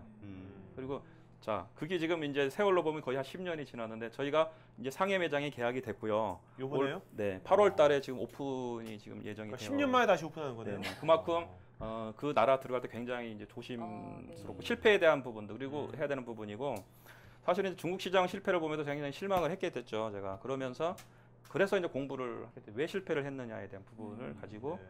제가 이제 분석을 좀 하기 시작을 했고 그랬더니 실패를 할 수밖에 없는 그런 구조로 네. 되고 왜? 있어요. 저는 왜 실패한 겁니까? 아까 짧게. 얘기했지만 네. 프랜차이즈의 가장 그 해외 진출에서 그 성공 요소 가장 중요한 파트너의 역량입니다. 이건 논문에도 나와 있고 여러 가지 네. 나와 있는데 파트너가 누구냐에 따라서 그 브랜드를 성공을 하느냐 안 하느냐가 굉장히 그 달려 있는. 예를 들면 던킨 도너츠라는 브랜드는 현재 여러분들이 알고 있는 SPC 그룹에서 운영을 하고 있지만 그 전에는 다른 회사에서 들어와서 실패를 봤던 걸 다시 들어온 거라고 보시면 돼요. 아. 파트너 역량이 그만큼 강하다고 보시면 돼요. 그럼 그 파트너의 역량이라는 게 구체적으로 자금을 얘기하시는 건가요? 아니면은 어떤 다른 요소를 얘기하시는 건가요? 여러 가지 요소가 있는데요. 자금도 그 중에서 하나가 이제 중요한 요소고요. 그다음에 조직을 가지고 올 수 있느냐, 그다음에 마케팅을 할 수 있느냐, 여러 가지 부분들이 좀 고려 요소고, 그다음에 현재 어떤 비즈니스를 하고 있고, 그래서 저희 쪽으로는 푸드 비즈니스를 하고 있으면 굉장히 그 좋은 파트너가 네. 될 수가 있겠죠. 그러니까 비슷한 종목에 대한 경험치가 많은 현지 파트너가 가장 유리하겠네요. 그럴 수 있고요. 아까 얘기했지만 좀 국내에 있는 프랜차이즈 기업들도 분석을 해보면 SPC 그룹 안에는 여러 다수 브랜드가 있죠. 해외도 마찬가지죠. 그래서 그런 브랜드를 운영하고 있는 회사라고 하면 저희로서는 이제 좋은 파트너로 볼 수가 있겠죠. 아까 그 실패에 대한 말씀하실 때 뭐 잠깐 힌트는 나왔지만 금전적인 리스크는 크지 않고 뭐 이런 말씀하셨는데 일단 그 진출 전략에 대해서 우리는 국내 시장을 장악하는 대신에 해외로 관점을 바꿔서 그리고 뭐 그 재벌 2세라든지 이런 관점을 바꿔서 승부한 건 이제 알겠어요. 그런데 가장 그 놀라웠던 것은 이게 대기업이 아니시란 말이죠. 예. 중소기업이시잖아요. 예. 근데 20개국에 이렇게 글로벌 프랜차이즈를 사업을 여셨다는 게 굉장히 놀랍게 다가오거든요, 사실은. 근데 이렇게 중소기업이 해외에서 이렇게 진출하는 게 가능한 건지, 네. 리스크가 없는 건지 이런 부분들이 궁금합니다. 저는 가능하다고 보고요.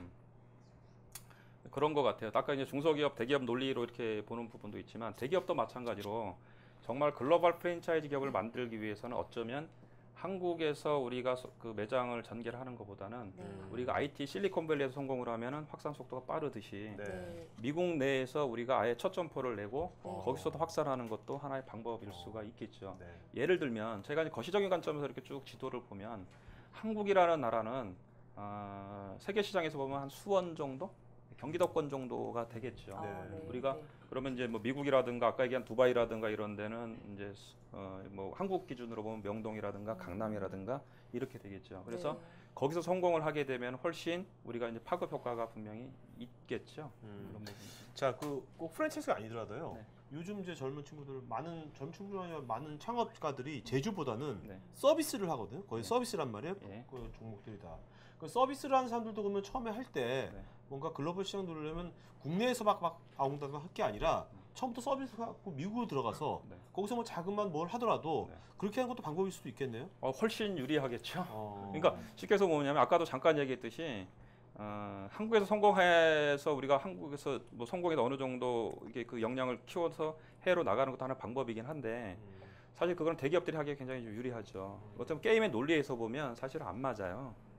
그러면 차라리 해외에서 성공을 특히 이제 거점이 되는 나라가 있어요. 제가 거점이라는 표현을 하는 게 뭐냐면 세계 지도를 이렇게 보면 이게 확산하는 나라들이 있어요. 그게 뭐냐면 미국 시장이고요.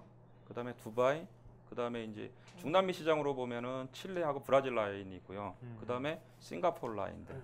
그쪽에서 어느 정도 성공을 하면 인근 국가로 확산하는데 훨씬 도움이 되죠. 예를 들어서 한국에서 가끔 우리가 그 언론에서도 나오지만 한국 교포가 어떤 그 조그마한 푸드 트럭을 통해서 뭐 성공을 했다더라라는 기사들이 우리가 언론에 가끔 보죠. 네. 미국에서 했던. 근데 한국에서 그게 부분에서 성공하면 해외로 나가기는 어렵거든요.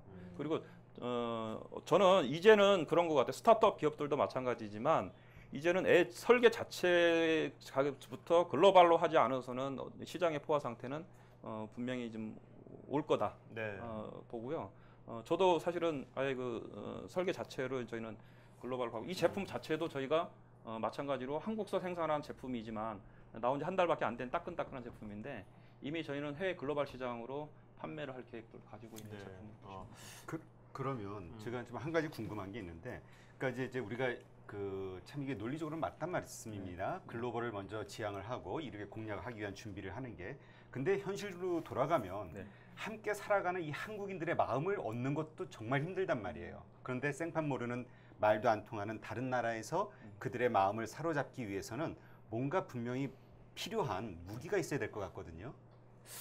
저는 그러니까 우리가 보통 네네. 생각하면 맛이 있을 수도 있고 서비스가 있을 수도 있고 뭐 막강한 브랜드 광고할 수 있는 자금이 됐든 능력이 됐든 어떤 걸로 보시나요?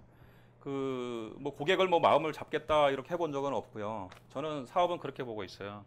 결국은 이제 문제 해결 능력이나 고객이 필요한 부분들을 미리 통찰력으로 발견을 해내서 그것들을 미리 하는 것에 좀 더 찬스가 있지 않겠냐 싶은 생각이 있어요. 왜냐하면 이미 하고 있는 시장들에 대해서는 사실은 우리가 어떻게 보면 약자거나 또는 스타트업 기업들 입장에서는 사실은 그 경쟁자가 이미 그 시장에서 확보해 있는 거는 어렵죠. 물론 갖고 있는 내가 강점, 예를 들어 자금, 조직, 마케팅이 저희가 강자라고 하면 경쟁자보다 강자라고 하면 다른 영역으로 제가 당연히 갔겠죠. 그러려면 약자의 전략은 뭐냐면 이미 시장에서 존재하지 않은 시장을 통찰력으로 만들어내서 거기에 가장 먼저 하는 방법 또는 경쟁자가 약자인 시장에서 내가 가지고 있는 역량을 집중을 해서 그들 시장을 넘어서는 전략으로 가져가는 게 저는 그 방법이지 않겠나 생각을 해보고요. 네. 저희 계속 이제 요거베리 얘기하시는데 대표님이 굉장히 협상의 달인이시거든요. 그래서 좀 약간 이 자리에서 대표님의 뭔가 수많은 해외 바이어들이나 해외 파트너들과의 커뮤니케이션에 있어서 어떤 대표님만의 협상의 전략을 좀 공유해 주셨으면 좋겠어요. 결론을 먼저 얘기하면 국내 프랜차이즈 협상을 강의할 수 있는 사람은 저밖에 없어요. 자, 아까 똑같은 사업의 논리와 개인의 강점을 만들어내는 건 같은 방법인데요. 이게 그래서 제가 이제 표현을 뭐라고 표현을 알고리즘이라고 이제 표현을 하는 건데요. 자, 저는 사실 우리가 그런 부분 관점에서는 같이 고민해 볼 필요가 있죠. 아까도 잠깐 얘기했지만 우리가 잘하는 영역, 경쟁자가 잘하는 영역에서 우리가 그 시장에 들어가려고 하니까 내가 갖고 있는 역량을 가지고 이게 지금 부딪혀 보니까 안 되거든요. 근데 경쟁자 약한 시장 부분도 없는 시장 부분들에 들어가서 조금만 하면 1등이거든요. 자, 협상 전문가가 된 이유가 뭐냐면 자, 저는 프랜차이즈 쪽에서는 오래 해왔잖아요. 여러분 방금 알다시피 10년 이상을 해왔기 때문에 프랜차이즈 영역을 굉장히 잘 알고 있습니다. 자, 근데 협상은 전혀 모르죠. 근데 국내 협상을 시장을 분석을 해보면 국제통상협상이라든가 M&A 협상, 노사협상 등 협상 전문가가 굉장히 많아요. 자, 문제는 뭐냐면 두 가지를 다 할 수 있는 사람이 아무도 없다라는 거죠. 프랜차이즈도 알고 협상도 알고. 자, 문제는 뭐냐면 일반적인 협상 강의를 하시는 분들이 프랜차이즈에 와서 협상 얘기를 하면 다른 얘기를 할 거예요. 그렇죠. 관점이 안 맞는 얘기, 엉뚱한 얘기를 할 거란 말이에요. 자, 그런 방식이에요. 쉽게 해서 제가 가장 많은 시간을 할애하는 게 뭐냐면 어떤 게 비어 있느냐의 부분이에요. 그래서 국내 프랜차이즈 쪽에서는 협상력이 굉장히 필요한데 협상이라는 강의를 하고 있는데도 없고 협상을 가르쳐 주는 데도 없다라는 것을 발견을 하죠. 자, 그리고 제가 했던 건 뭐냐면 저는 그리고 나서 협상에 관련된 국내에 나와 있는 도서를 다 제가 읽게 됩니다. 한 50여 권 정도 돼요. 자, 그러면 협상은 누가 어디 가서더라도 한 2-3시간 이상을 제가 이렇게 강의를 하거나 아니면 얘기를 하거나 할 수 있는 이제 콘텐츠가 가지고 있잖아요. 그러면 프랜차이즈와 두 개를 합한 공통분모 부분들을 갖게 되는 거죠. 그래서 아까 얘기했지만 저희가 최초로 만들어가는 방법이 그 부분이에요. 그러면 제가 지금 사실은 이제 프랜차이즈 협회에서 협상 강의를 합니다. 그다음에 왜냐하면 제가 그동안에 갖고 있던 실무 부분과 협상이라는 부분들을 매칭을 해서 하는데 왜 협상이 중요하냐면 실질적으로 아까 얘기했지만 두바이 협상이라든가 한국 사람들 협상이 여러 가지 협상 영역에서 보면 협상은 실제로 돈과 관련된 실질적인 부분이에요. 그래서 협상을 얼마만큼 잘하느냐에 따라서 그 부분들에 따라서 얻고 안 얻고의 부분인데 실무에 저희가 실제로 접목하는 방식이 뭐냐면 저희 계약서 해외 파트너들한테 주어지는 계약서에는 저희가 양보할 카드가 5가지 정도가 들어가 있습니다. 그러니까 얘기가 뭐냐면 협상의 가장 큰 목적은 최종 목적은 윈윈입니다. 너도 이기고 나도 이기고 이게 협상의 가장 우리가 목적이라고 하는데 대부분의 국내 있는 프랜차이즈 협상에 대한 교육을 마치지 않다 보니까 뭐냐면 먼저 최종적으로 계약한 나라에 계약서를 던져주게 되죠. 자, 그럼 협상은 거기부터 시작이죠. 시작이면 최소한 깎일 수밖에 없는 그런 구조로 가져가게 되는데 근데 이게 지금 방송 나오면 저희 회사 전략이 다 노출이 되는데요. 아, 이거 두바이에서 안 보이죠. 저희는 양보할 카드를 미리 넣어놓죠. 그러면 저희는 주는 거죠. 그리고 받아내죠. 협상은 실무 협상에 들어가면 아시겠지만 실제로 하나를 주고받는 과정에서 서로 간에 미안해한 거예요. 너 하나 줬으니까 나 받아야 되잖아요. 네. 예를 들면 저희는 그 가장 프랜차이즈 마스터 프랜차이즈 계약 기간을 저희가 최초로 3년 정도를 주죠. 네. 근데 저희가 양보할 수 있는 최종 기간은 10년입니다. 근데 우리가 저거 하죠. 안 될 것처럼 마치 네. 원칙은 이건데 너니까 봐준다. 그러면서 5년으로 미루죠. 음. 그러면 어떻게 되겠습니까? 상대방도 하나를 줘야 양보를 되겠죠. 하거나 미안해하거나 이런 감정을 갖게 되는 거겠죠. 그러면 결론적으로 보면 저희는 최종적으로 저희가 목표한 그 목표는 다 얻어냈고 그다음에 상대방하고도 좋은 관계도 유지를 하게 되고 이런 부분이 이제 실무에서 접목을 하는 방식이죠. 네. 네. 지금 이 자리에 굉장히 좀 젊은 청년들이 많이 와 있지 않습니까? 네. 근데 아까 그 말씀하실 때 뭔가 이렇게 비어있는 시장, 비어있는 아이템 쪽을 찾아가라 계속 이런 말씀을 하신단 말이에요. 여기 스타트업 하실 그 친구들 많을 것 같은데 그럼 그걸 찾는 게 사실 관건이지 않습니까? 네네네. 보통은 자기가 잘할 수 있는 거, 내 자신 있는 거를 찾아간단 말이에요. 그래서 이런 그 생각을 가진 그 청년들에게 네. 그 비어있는 아이템, 비어있는 시장, 그걸 더욱이 내가 잘할 수 있는 거, 이렇게 매칭할 수 있는 팁이랄까요? 그 예. 방법이랄까요? 그런 조언 하나 해주신다면. 제가 좀 독서하는 거를 좀 좋아하는데요. 책을 그동안 하면서 제가 사업하면서 읽어오면서 제가 10가지 공식으로 만들어낸 창업 모델을 개발하는 공식을 만들어 놓은 게 있습니다. 오늘 시간으로 아마 그걸 다 발표하기는 어렵지만 네, 네. 제가 한두 가지 정도만 예를 네네. 든다면 제가 그래서 굉장히 고민을 많이 했어요. 마케팅 서적이라든가 뭐 프로모션 여러 가지 책들을 보면서 네. 사실 스타트업 기업들에 맞는 부분들이 지금 많지를 않아요. 왜냐하면 다 대기업 사례라든가 아니면 그렇죠. 해외 사례라든가 이런 부분들로 돼 있다 보니까 현실적으로 와닿지를 않거든요. 네, 특히 네. 또는 저 프랜차이즈 쪽 비즈니스 하고 있는 사람으로서 어떻게 하면 바로 이렇게 아이템을 좀 만들어낼 수 있는 관점을 가져갈까에 대한 부분으로 공식을 10가지 만들어내는데 그게 이제 MBBI10 공식이라고 네. 제가 만들어요. 그래서 한글하고 이제 섞여 있는 건데 뉴 비즈니스 바로 아이템 네. 10가지 공식을 만들어내는데요. 예를 들면 이제 공식 중에 하나는 저런 겁니다. 다음에 무엇이 올 건지를 생각해 보라는 공식인데요. 자, 우리 거시적인 관점에서 모든 것들을 분석해 볼 필요가 있는데요. 모든 것은 변합니다. 네. 쉽게 얘기해서 변한다는 건 뭐냐면 우리 현 시대를 살아가고 있지만 10년 뒤, 20년대 세대에 우리가 갔다라고 가정했을 때 현재 있는 비즈니스가 어떻게 변할지 부분인 거예요. 자, 예를 구체적으로 들면 우리 치킨 시장 우리가 대표적으로 프랜차이즈 쪽에 있잖아요. 처음에 한국에 시장에서 있는 우리 기름에 튀기는 통닭으로 시작을 하게 됩니다. 그렇죠. 자, 그 다음에 뭐가 나오게 되냐면 양념 통닭이 나오게 되죠. 네. 근데 우리가 여기서 우리가 중요한 건 뭐냐면 그 부분에 대해서 우리가 굉장히 놀라움을 표현해 줘야 돼요. 근데 우리는 아무렇지도 않게 생각을 하잖아요. 무슨 말이냐면 통닭에다가 빨갛게 양념을 칠하겠다라는 발상의 전환은 거의 혁명 수준이라고 보셔야 돼요. 자, 그게 바로 오늘날의 우리나라에서 자리 잡은 양념 통닭이란 말이에요. 자, 그 다음에 그 더 이상 안 올 것 같지 않아요? 그 다음에 뭐가 오냐면 KF 방식의 프라이드 방식이 온단 말이에요. 그게 이제 오늘날의 양념 반 프라이드 양식으로 오죠. 자, 우리가 시간을 거슬러 뒤로 올라가서 보면 양념 반 프라이드 반에서 더 이상 안 올 것 같은 거죠. 네. 근데 왔잖아요. 뭐가 왔죠? 교촌 치킨 간장을 칠하겠다라는 방식이 저 대구 구미 쪽 라인에서 그게 올라옵니다. 네. 자, 문제는 뭐냐면 그걸 가지고 우리가 놀라움으로 표현을 해주라고 제가 말씀을 드렸잖아요. 혁명입니다. 오늘날의 교촌 치킨이 하나 상당히 짜증나는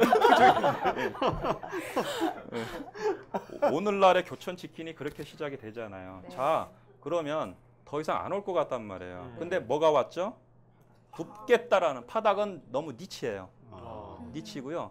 굽겠다라는 방식이 내내 치킨과 굽네 치킨이 왔죠. 자, 여기까지예요. 자, 이런 관점에서 우리가 산업을 바라보자라는 건데요. 자, 그 다음에 비즈니스 치킨 시장의 강자, 치킨 시장 주인공은 여기에 있는 여러분들이 될 수가 있어요. 왜? 어떤 관점으로 올 거냐에 대한 부분이에요. 특히 우리가 봐야 될 건 뭐냐면 오랫동안 변하지 않은 부분이 있어요. 네. 그거는 굉장한 비즈니스의 찬스예요. 네. 예를 들면 제가 여러분들한테 실질적인 팁을 하나 드리면 고속도로 휴게소에 가면 맥반석 오징어가 있습니다. 굉장히 오래됐죠. 그렇죠. 자, 그 다음에 무엇이 올 건지 부분을 발견해내고 또 실행하시는 분은 그 분야에서 그거의 CEO가 되실 수가 재밌겠다. 있으세요. 그럼 이런 식의 강의 같은 거 되게 재밌을 것 같은데요? 그러니까 학생들한테 그런 관점으로 해서 제가 10가지 공식을 이제 만들어내는 게 다음에 무엇이 올 건지인데 그러면 저도 똑같아요. 자, 예를 들어서 커피 시장도 똑같이 그렇게 가는데요. 네, 네. 커피 시장은 옛날 우리가 다방 커피로 출발을 하게 되죠. 네. 자, 그다음에 저희가 이제 대학교 다녔던 시절에 원두 커피들이 있었으면 여기 좀 세대가 안 맞아 잘 모를 텐데 그때 당시에 있던 브랜드가 뭐냐면 자댕 브랜드가 있었고요. 그다음에 도투루 브랜드가 예. 있었죠. 자, 그들의 관점에서 보면 예, 그 더 이상 변화가 없고 자기들은 영원한 강자로 갈 거다라고 생각이 들고 또 그렇게 갑니다. 근데 우리가 역사적으로 보면 제가 뭐라 그랬어요? 변화가 오거든요. 네. 그게 온 게 뭐냐면 스타벅스 방식의 에스프레소 방식이에요. 여기까지예요. 자, 그러면 주인공이 뭐냐면 그 다음에 에스프레소 방식의 스타벅스 방식의 다음에 커피 시장은 어떠한 형태로 변화가 올 건지를 우리가 미리 예측을 하고 그거를 실행하시는 방법들에 대해서 고민해 보시면 어쩌면 새로운 형태의 비즈니스를 만들어낼 수 있어요. 저도 마찬가지로 계속 고민을 하고 생각을 하죠. 예를 들면 커피 시장에 프레시 개념이 올 거다라는 거죠. 네. 예를 들면 프레시 커피? 예. 프레시 그래서 예를 들어서 주스처럼. 지금은 제가 생각하는 예를 들면 그런 거예요. 그게 니치가 될지 어떨지는 잘 모르겠지만 근데 그런 분석적인 작업들을 여러분들이 하다 보면 굉장히 여러분들이 그 의미 있는 작업들이 되고 머리가 막 훈련이 많이 될 거고요. 근데 여기서 조심해야 될 게 뭐냐면 근본적인 것처럼 경쟁자가 약한 자냐 아닌 자 부분들을 좀 고민을 해보시는 게 여러분들이 비즈니스에 좀 도움이 될 거예요. 직식에서 뭐냐 변화되지 않으면서 약자인 시장은 굉장한 찬스가 네. 있죠. 그렇겠네요. 예. 어. 그게 이제 하나 공식 더 말씀드릴까요? 아니면 뭐 네, 하나만. 예. 돈 되는 거라면 좀 말씀해 주세요. 돈 되는 거라면. 예, 실제로 비즈니스 모델을 개발하는 굉장히 유리한데요. 직접적인 걸 제가 하나 그런 말씀을 드릴게요. 제가 하다 그래도 그 비즈니스를 발견을 못 해내면 예, 마지막 공식을 제가 10번 공식을 알려드리는데요. 네. 예, 전화번호 부책 공식입니다. 네. 예, 좀 그것도 뭐예요? 생뚱맞죠, 그죠? 요새 네. 전화번호 업체가 없는데 요새 잘. 없죠. 맞아요. 예, 실제로 제가 썼던 거고요. 네. 어떤 개념이라면 자 똑같아요. 동시대를 살아가는 것. 옛날에 보면 우리나라에 업종별 전화번호 책이 있었죠. 굉장히 두껍습니다. 자 업종별 전화번호 부책이라고 하는 것은 우리나라에 있는 모든 업종이 다 들어가 있습니다. 그렇죠. 자 이거를 국가 간으로 확대하는 방식이에요. 자 그러면 우리나라에 있는 모든 비즈니스와 일본에 있는 모든 비즈니스가 동일하게 있습니까? 그들에 있는 게 있고 우리나라에 있는 게 그렇죠. 있고 차별화가 있죠. 네. 네. 자 그러면 우리는 우리나라에 있는 비즈니스를 다 알고 있잖아요. 예. 자 그럼 일본의 전화번호 부책을 보면서 우리나라와 들어와 있지 않으면서 우리나라에 들어오면 될 만한 비즈니스를 전화번호 부책에서 사주시면 돼요. 자 마찬가지로 실질적으로 미국 전화번호를 찾으시면 데이터베이스죠. 네. 우리나라와 동시대를 살아가면서 우리나라 똑같은 비즈니스가 아니잖아요. 네. 자 그러면 미국에서 우리 있는 비즈니스를 우리나라 지금 해도 되겠다라는 것을 가지고 오셔서 하시면 돼요. 그게 이제 마지막 이제 이게 알려드리는 네. 공식이죠. 그래서 각 국가별로 이렇게 찾으면 실제로 한 국가당 10개 이상씩은 찾아내요. 그래서 그걸 한번 제가 척으로 엮어볼까 하는 생각도 네. 했었는데 그럼 대표님께서 그러면 항상 지금 비즈니스 하시면서 지금 이렇게 항상 거시적인 네. 이런 것들을 포인트 보시잖아요. 예. 보시면 엄청나게 많은 사업 아이템이 막 떠오를 것 같은데 많이 있어요. 그걸 어떻게 억누르면서 사세요? 예. 어떻게 사세요? 실제로 이제 저희는 제가 가장 어떤 통찰을 갖기 위해서 했던 훈련이 뭐냐면 저는 이제 발명 아이디어를 만들어내기 위해서 제가 사업 초기에는 3년간 볼펜을 쥐고 이제 잠을 자게 됩니다. 예? 예. 볼펜을 쥐고? 네네 3년간 이제 볼펜을 이렇게요? 쥐면서 아니 이제 옆에는 또 사모님이 자고 있을 텐데. 예 그냥 볼펜을 쥐고 그냥 자는 거예요. 그리고 이제 옆에 이제 메모지가 있고 그러면서 이제 그게 어떤 재미난 현상이 있냐면 의도적으로 사실은 그게 이제 어떤 몰아넣게 되는 건데요. 때에 따라서는 이제 새벽 3시 정도나 아이디어가 나오면 이제 메모를 하게 되고. 어디다가요? 베개에다가? 아니 저희 저기 뭐죠? 그게 링돼 있는 노트 뭐라 그러나 그걸? 애들 네, 거기에다가 이제 저희가 메모를 해서 그래서 이제 거기에 이제 발명 아이디어나 이런 부분들이 이제 다 메모가 되어 있죠. 그다음에 이제 실제로 이제 책입니다. 독서 부분인데요. 저희가 좀 독특한 독서를 지금 합니다. 저는 그래서 어떤 방법인가요? 주제 독서라는 표현을 제가 하는데요. 주제 독서는 뭐냐면 6개월 단위로 같은 주제의 책을 보는 방식입니다. 그러니까 쉽게 얘기해서 뭐냐면 우리가 보통 그냥 책을 사가지고 한두 권 보게 되면 아마 여러분들 경험을 하셨을 텐데 잘 기억이 안 남습니다. 그 부분들이. 그래서 같은 주제의 책을 6개월 단위로 제가 보통 3, 40권을 한꺼번에 구매를 합니다. 네, 그래서 6개월 동안 같은 주제를 놓고 훑어나가는 방식으로 책을 읽게 되는데 그럼 2번을 하게 되면 그게 한 7, 80권 정도 되고요. 그다음에 중간에 이제 껴들어가는 책 끼면 1년에 한 100권 정도 이제 책을 이제 읽게 되죠. 근데 주제 독서의 가장 유익한 부분은 뭐냐면 그거는 평생 자기 거가 돼요. 그래서 예를 들면 협상을 제가 그렇게 해서 협상 전문가가 이제 프랜차이즈 된 건데 6개월 동안 협상이 관련된 책을 한 50권 정도를 이제 훑어가면서 읽었잖아요. 그렇게 되면 10년 전의 협상과 지금 협상도 우리가 비교할 수도 있고요. 또 그다음에 어떤 사람이 어디서 책을 카피했는지까지도 이게 나올 수가 있는데 자 그러면은 그거는 이제 평생 자기 거가 됨과 동시에 그걸 가지고 우리가 이제 어떤 그 분야에서 어떤 전문가의 역할을 해 나갈 수. 여러분도 마찬가지로 내가 관심 있는 분야의 책을 그렇게 한번 좀 해보면 훨씬 좀 유리한 부분이. 혹시 뭐 교보문고에서 나오신 건 아니시죠 지금?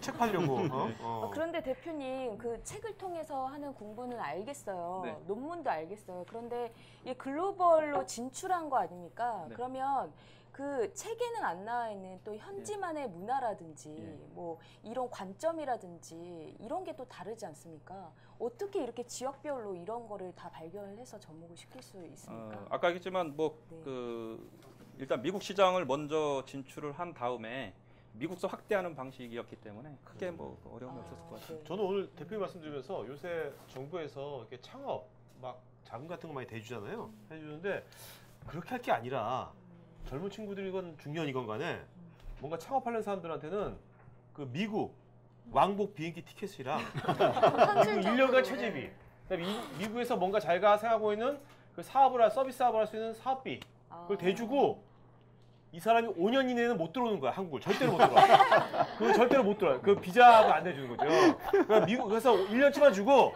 나머지 4년은 알아서 하. 거기서 뭘 하건. 그렇게 우리나라 젊은이들을 이게 가만히 보내면 있었는데 뭐 그중에서 괜찮지 않을까요, 여러분? 괜히 엄하게 지금 요새 막 창업해가지고 막 이렇게 하는 것보다 돈 대주고 미국에 가는 게 비행기표하고 생활비 줘가지고 다 보내는 거. 여러분 어떠세요? 좋아요.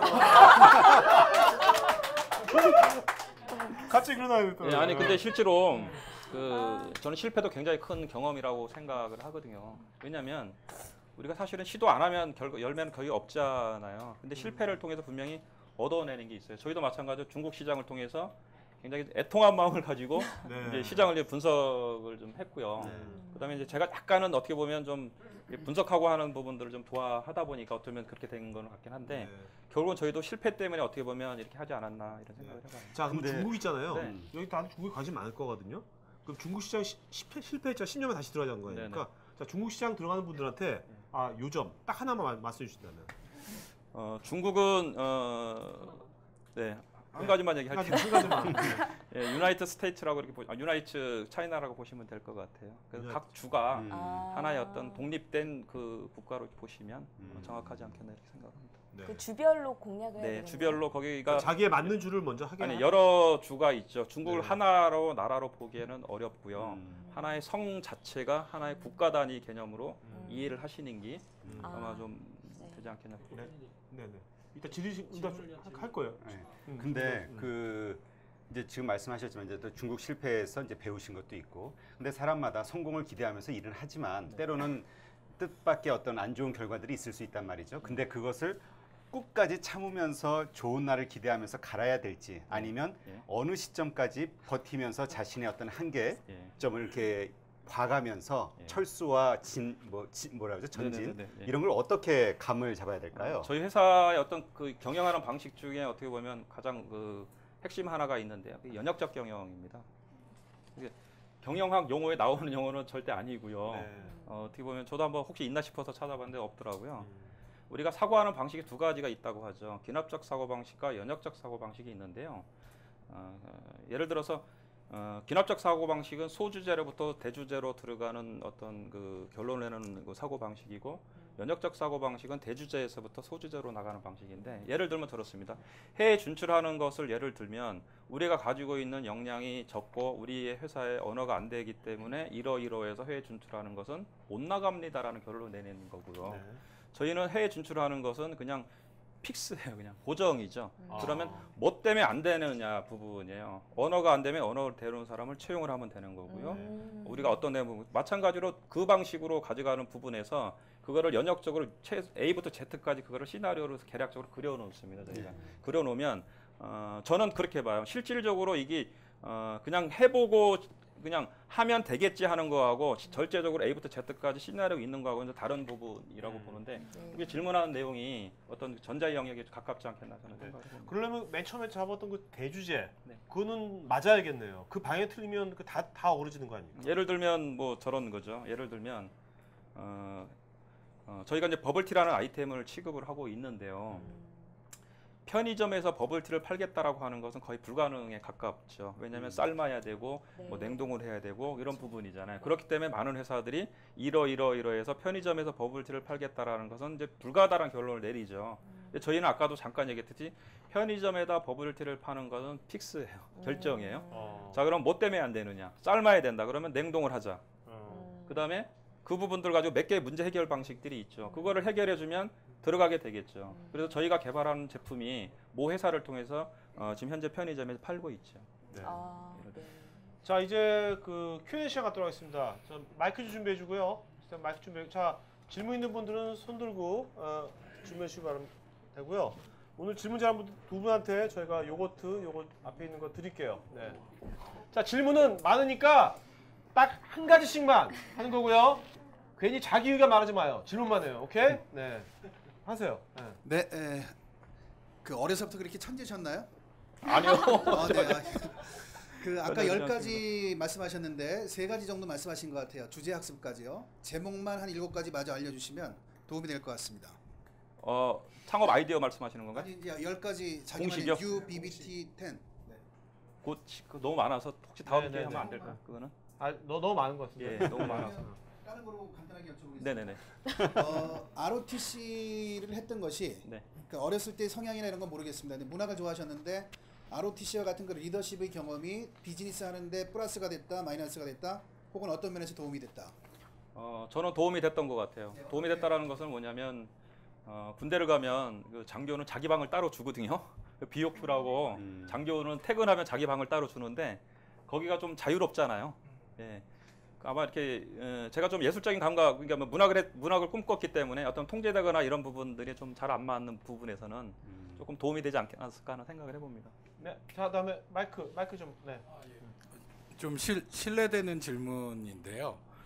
그 그러니까 글로벌에서 성공을 하셨지만 이게 외식 산업이고 중소기업 경영하시잖아요.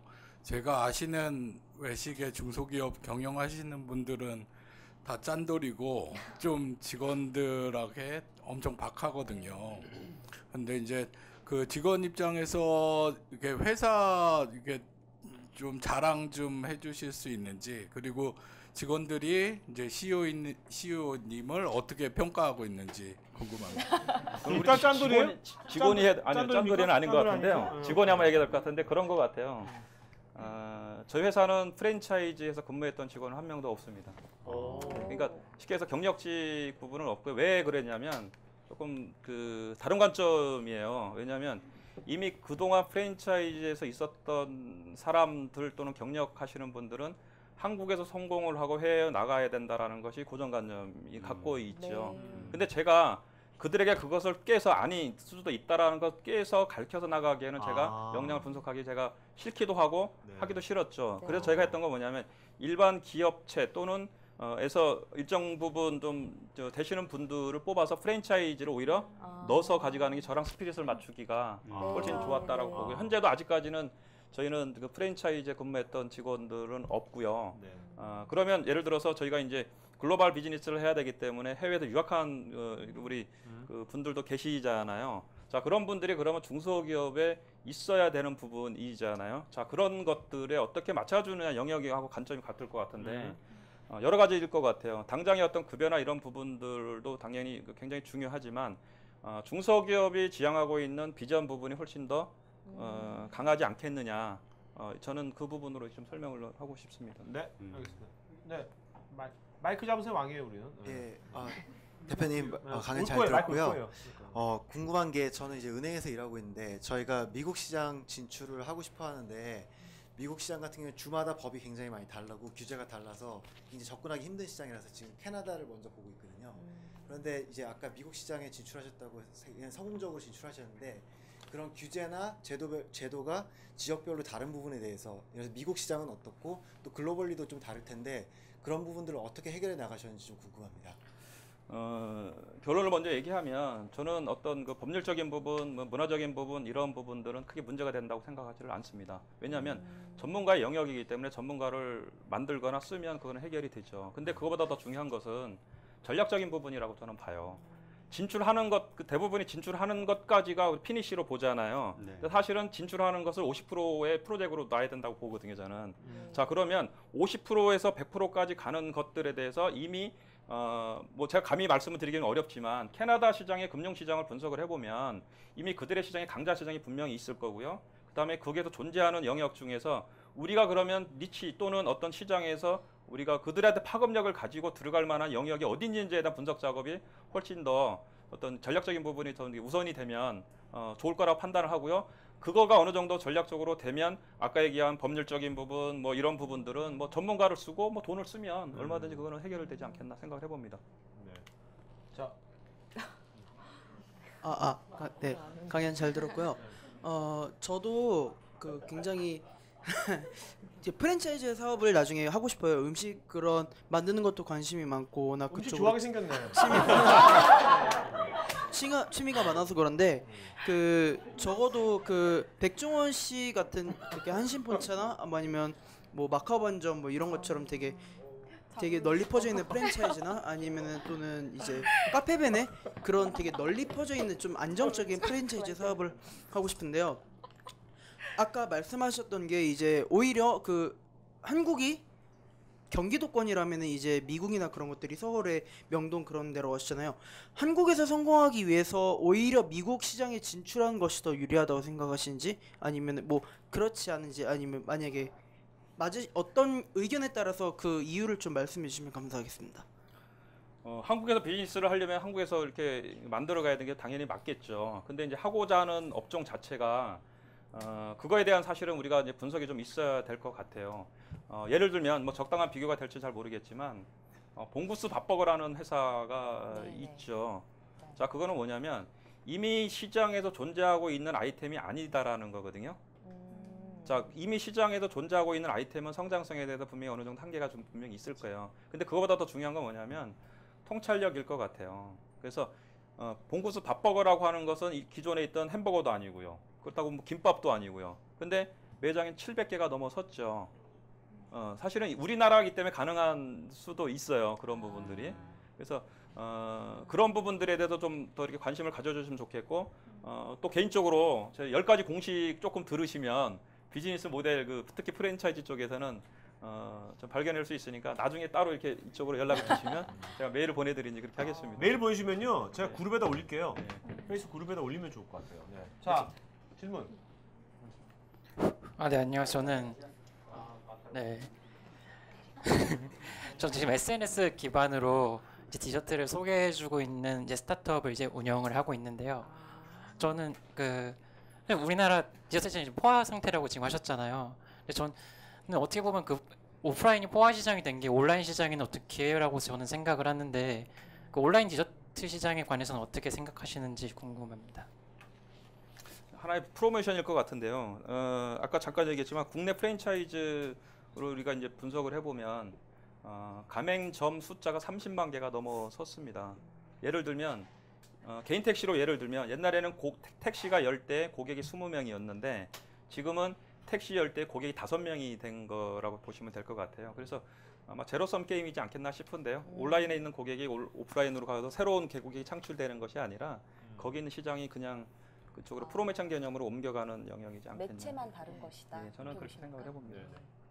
네, 질문.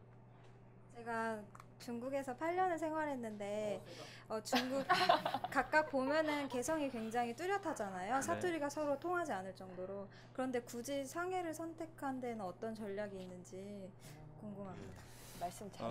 저희가 그 지역을 따로 이렇게 상해다, 국경이다 이렇게 선정을 한 건 아니고요.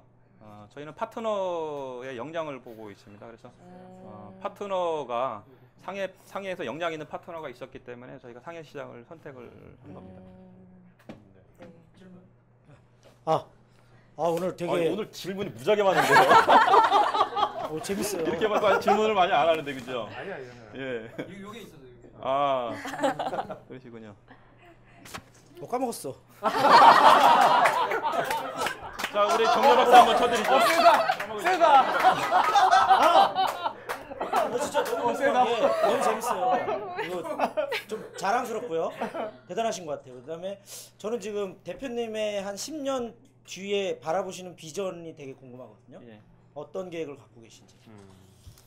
굉장히 참 조심스럽습니다, 사실은. 왜냐하면 솔직하게 얘기해 주십시오. 네. 조심스럽다라고 하는 것은 뭐냐면 아마 누구나 경영자들은 자기 회사의 미래에 대해서 어느 정도 마스터 플랜이 다 있을 거라고 예상을 합니다. 저도 마찬가지로 우리 회사의 3년 뒤의 모습, 5년 뒤의 모습, 10년 뒤의 모습이 제 머릿속에는 있죠.